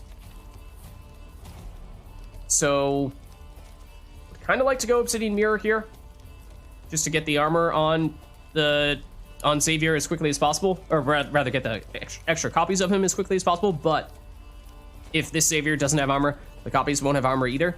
So they're not going to get boosted immediately anyway. So it might make sense to go boat builders first, because that's the best way to give ourselves armor. And on deploy, it gives armor as well. So just go... Oop. At least it's better than linen stockings. Then we do this. And would have loved if that hit the middle one. Then we could have had a very easy, or very obvious, Masterful Thunder target. I think we probably do still go for you. Right? You will eventually give us damage. But we need to make sure we don't run out of cards, which is going to happen if we don't address these guys. So having a little more damage from our cards in hand would be nice. So that's really the counter for this guy. Whenever a unit is destroyed, boost self by 2. That includes our units. And their units. Okay, well, here's more armor. Yeah. So, you are an engine that we would like to get rid of. Which means you are another card that we would like to destroy. Which means, once again, we would like to use Masterful Thunder. Which is why we wanted lots of energy coming into this battle. If we don't destroy you immediately, then you're going to get boosted by us destroying this Herald's Pal. So I think this does need to happen right now. Please have enough damage, because it's not guaranteed. It is not guaranteed. Confirmed. So... you give us a little more damage. This might hit you. It's a 25% chance, but that's definitely not guaranteed. That's not good. I mean, there's not really much else we can do about it. On this turn, at least. And we are blowing through energy very, very quickly. So I think we have to do this. I think we still have to do this. They have the 3 armor, you see, so that means they're going to immediately get boosted. So that is good news. And we can probably just, you know, make them a little bit safer still. And that means that maybe these guys we're not that concerned about. If we just load up on tons and tons of armor, then chances are, you know, this damage is not going to be a huge deal. If it's 3 damage for each of them, that's 9 damage total, which, you know, might be a bit of a factor, but hopefully it's not a huge deal. We're hoping this hits you, but it didn't. So now we do have a more obvious way to remove you with our Masterful Thunder, but again, energy is limited, and that is expensive to just spam that every turn. We have this set of engines going now. The end of your... this was a card we really wanted to destroy quickly as well. So much stuff we want to damage. Okay, that's another Molten Image that we really want to destroy. The end of your turn, boost a random allied unit by 3 and damage self by 3. Death Wish, banish self, and spawn Phoenix Hatchling. So, the thing you need to do here is you need to destroy the Phoenix, and then you need to destroy the Phoenix Hatchling almost immediately thereafter. Otherwise, it will transform into the Phoenix. I think, given how we don't have... ooh, that's not going to work. It's still not going to work. Maybe it will in the future. This She-Troll might get big enough for that to become the target. Herald's not going to get much bigger. This Xavier will get bigger.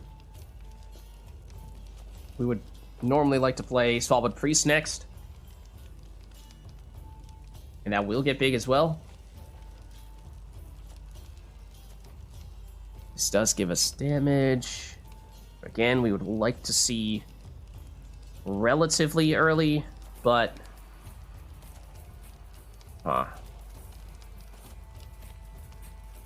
Villain Treadmirth could be tough. Could definitely be tough. On one hand, we'd like to get Mantlet down here to set up the armor on everybody, but I think because we had boat builders early, it's not as high of a priority, and might not worry too much about you and instead just prioritize setting up engines as quickly as possible. So you're 2 points per turn if you're going against a card that has armor, whereas you're just 1 point per turn. So I think we do still prioritize you. And these are the last cards we're going to see, unless and until we can destroy this. So I think it is this. And then we'll give you armor as well, just so that when these guys do hit us, because I think they probably will, it's less impactful. And it still has to be this. It's not enough, though.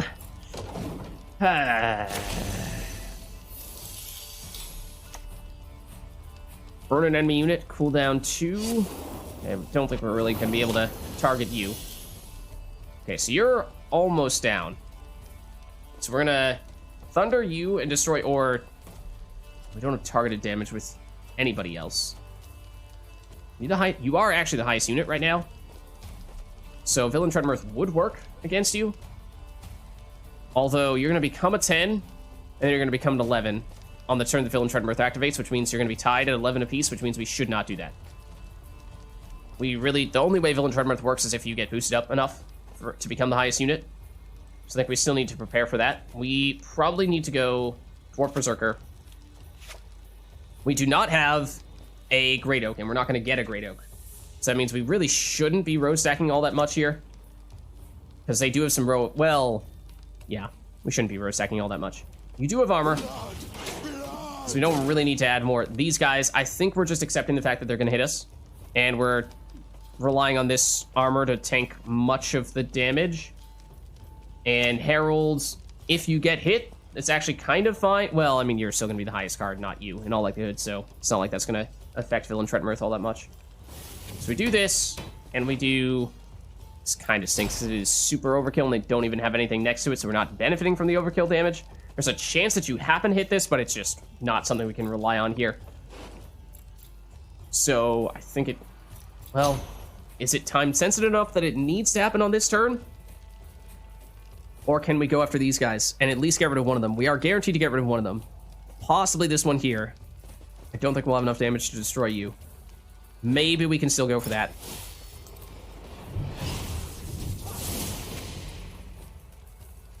At least there are now 2 targets that you might destroy with your random damage. But that you did not do. And this is why we want to be careful about row stacking, because that is going to be a very useful Ifrit.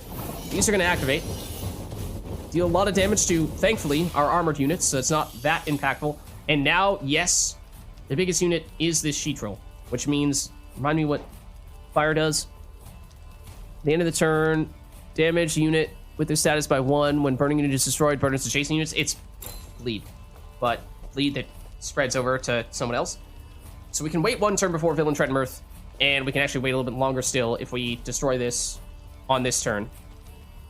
So let's do this again. It's I mean, like, maybe with Portal we happen to get lucky and get a unit that has targeted damage, and they still haven't played anything next to you, which really stinks. But it's 1 damage, but it does give us Girdle Giant Strength back, which is nice. And we definitely want to play Villain Treadmirth before we use this. Okay, I forgot what this was.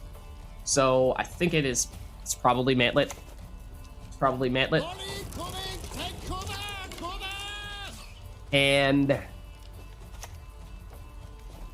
give you armor, so you stay armored even after Svalbard Priest gets you. Also there's a chance that burning does not go through armor.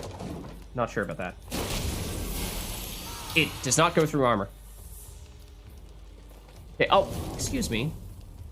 The Phoenix hatchling immediately turned into a Phoenix, or was that the turn that we had to, I lost track.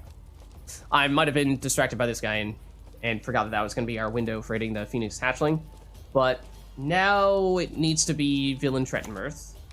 And we also, well, I mean, right now it needs to be, but if we hit you, then it could be next turn. I think we're going to have just enough energy to make this work. Do that. Villain Treadmirth, yes. But we're still going to do this. Going to give us Barghest back, which we would like to use. Consume something and then use Girdle Giant Strength on it. You're going to come off cooldown to take away our last card. I'm not 100% sure about that. We can do our math later. But this should work against you. I think will be a big factor. Still have some engines going. Some damage. Not a huge deal. You're just even bigger. Now, this is the turn where we would want to go after the Phoenix Hatchling, and it is conveniently in between several cards. The overkill damage would actually be pretty useful here. So, yeah, I think we're still getting all of our cards here. That means we can possibly have the perfect amount of energy. Destroy you. Overkill damage is pretty effective. It makes you bigger, but that's fine because you're about to get destroyed. This is going to be a 22-point removal Villain Trettenmirth, which means it's also fine for us to consume one of these guys with Barghest. We'll still not have the highest card, so that's not an issue there, and we can then use Girdle Giant Strength on this Barghest later on. Is that going to pass? Yeah, it is going to pass the fire to these guys. It's also going to boost you higher when you're still going to get removed, so that's not an issue. You have lots of armor, so that the burning on you really doesn't matter. And, I mean, I know you were an engine, but so was Solid Priest, and we wanted to consume one of them.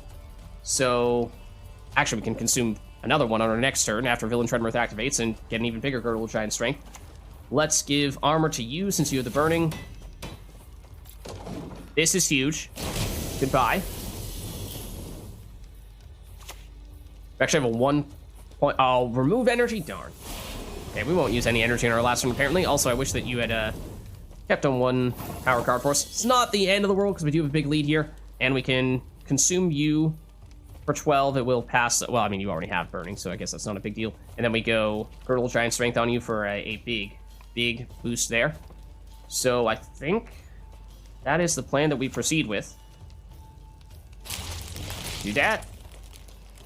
Give armor, shouldn't matter much who we're doing it to, just give it to you in case you happen to get damaged, because you're the only one who doesn't have armor, beside boats builders who cannot give it to themselves. We double you. And that is the last thing we can do. So we have a 60-ish point lead here. Gonna go up a little bit once these guys get boosted. And...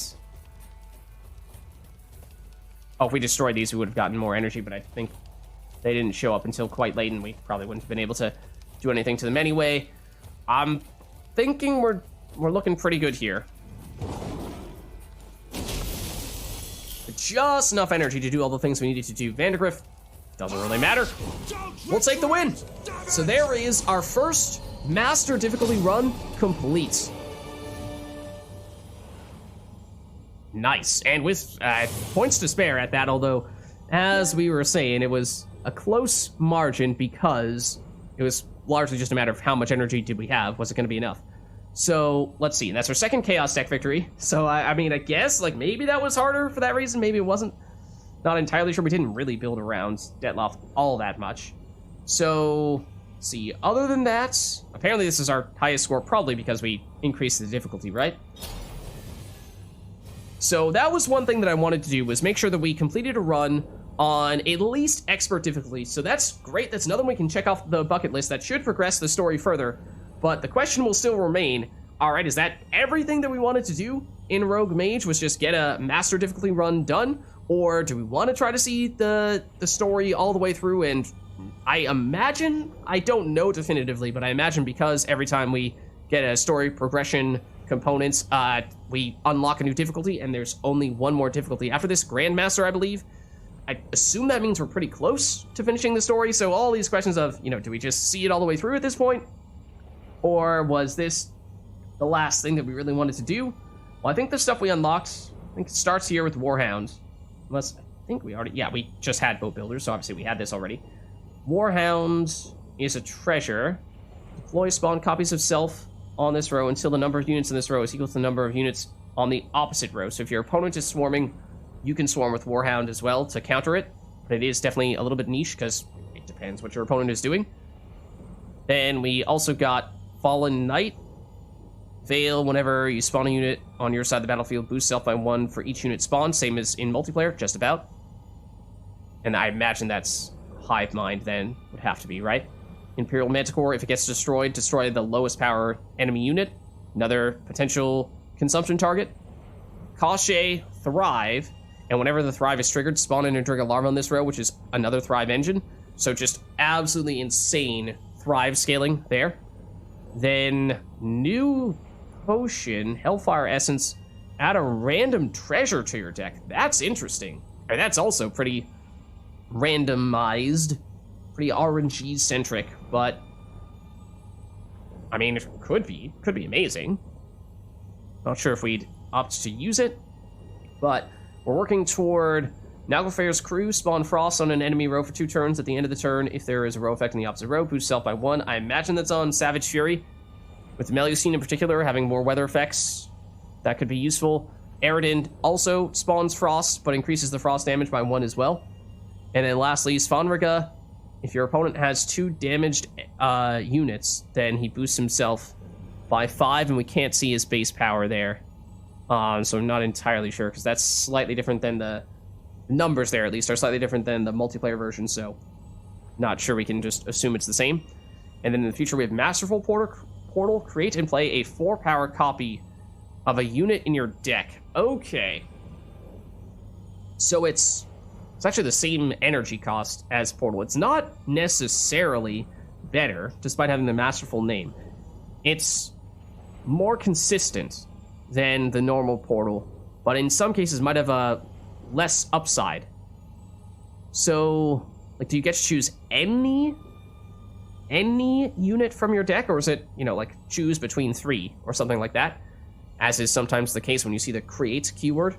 Because if you can choose anything, then it is kind of like a Portal built in with the other card, I forget what it was called, that lets you play anything from your deck. So there's some potential there for that to be quite useful, especially if you have some really important cards for combos. Like if you have your key card still in your deck, you could get out a copy of it, something like that, or a key card, or a card that combines with your key card. Like if you are using Detloff and you really want to have a Slizzard to consume him. You have Detloff in your hand, but you don't have the Slizzard, you could use this to get a Slizzard, and then suddenly Detloff has much better setup. Stuff like that. But mission accomplished there.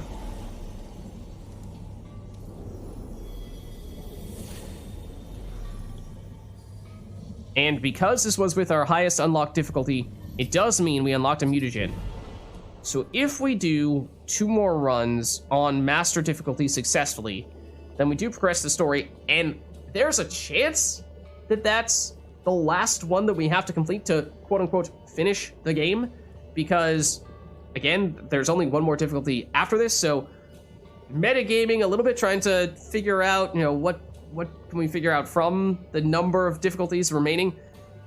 If we finish the mutagens from the master difficulty, does that mean that we finish the game and the Grandmaster is kind of just like a super game, new game plus mode with extra difficulty, and you know, you don't need to do it, but it's a way to challenge some players who really want to see that kind of stuff? Or is it out, well, no, if you want to finish the game, you gotta do 3 successful runs on Grandmaster difficulty, and only then are you done? Or is it, you know, way more than that, and even after finishing Grandmaster difficulty, you still need to do a bunch more runs, a bunch more mutagens, and only then do you finish the game? I imagine, given how there's a pretty close tie to the story progressing and the difficulty increasing, that it's not a coincidence, and once you run out of difficulties, you have finished the game.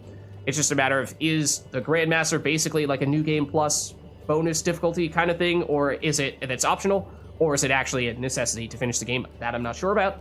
So given how we're so close to maybe given how we're so close to finishing the game, does that mean that we just try to power our way through here and finish things all the way through, or do we say at this point, well, we've already, as we've said before, finished a run with each key card from each deck archetype. We've done now 2 random runs successfully, one time with a maximum randomization, that time with just a normal randomized deck, but hey, we did it on master difficulty. That was one thing we wanted to do as well, was do a run on master difficulty, maybe a run on Grandmaster, but I don't know, is that of interest? We've also done the 1,000+ points run, we've done the maximum randomization run. Those are all the things we had on our bucket list. So all of that is to say that we have done most, if not possibly all, the things that we wanted to do in Gwent Rogue Mage. So I think I've been saying this at the end of several of our previous runs, but the question remains is, how much more Rogue Mage do we want to do? Do we feel like, been there, done that, this is everything we want to see, and so this is a good place to wrap things up? Or do we think, well, we should see through the rest of these master runs and get the next story progression, because that might be the last one, and then we can say that narratively we have finished the story? That wasn't really a major thing that I wanted to focus on this game, because, you know, it's a roguelike, and The story it's a minor component. It's not a very big deal. It doesn't seem like, doesn't tie into the game all that much. So if we put Rogue Mage aside and say, all right, we're done with it now, when we don't technically finish the plot, then I don't feel like that's a huge loss. Do we feel like we want to just continue to play indefinitely, or at least play through to Grandmaster difficulty? Maybe. I don't know. So let me know what you guys think. How much more Rogue Mage would you like to see? Because especially with a game like this, where in theory, since it is a roguelike, there's, you know, you could just play it forever, and there's no absolutely definitive end. And so is this where we'd like to stop, or would we like to continue to go further? But either way, of course, good to see another successful run, and this time, for the first time, on Master difficulty, and even with that being said, on a randomized deck, which, I don't know, might have been more difficult. I mostly just did it because I didn't necessarily have a plan in terms of which deck we wanted to use other than random. But hey, we'll take it.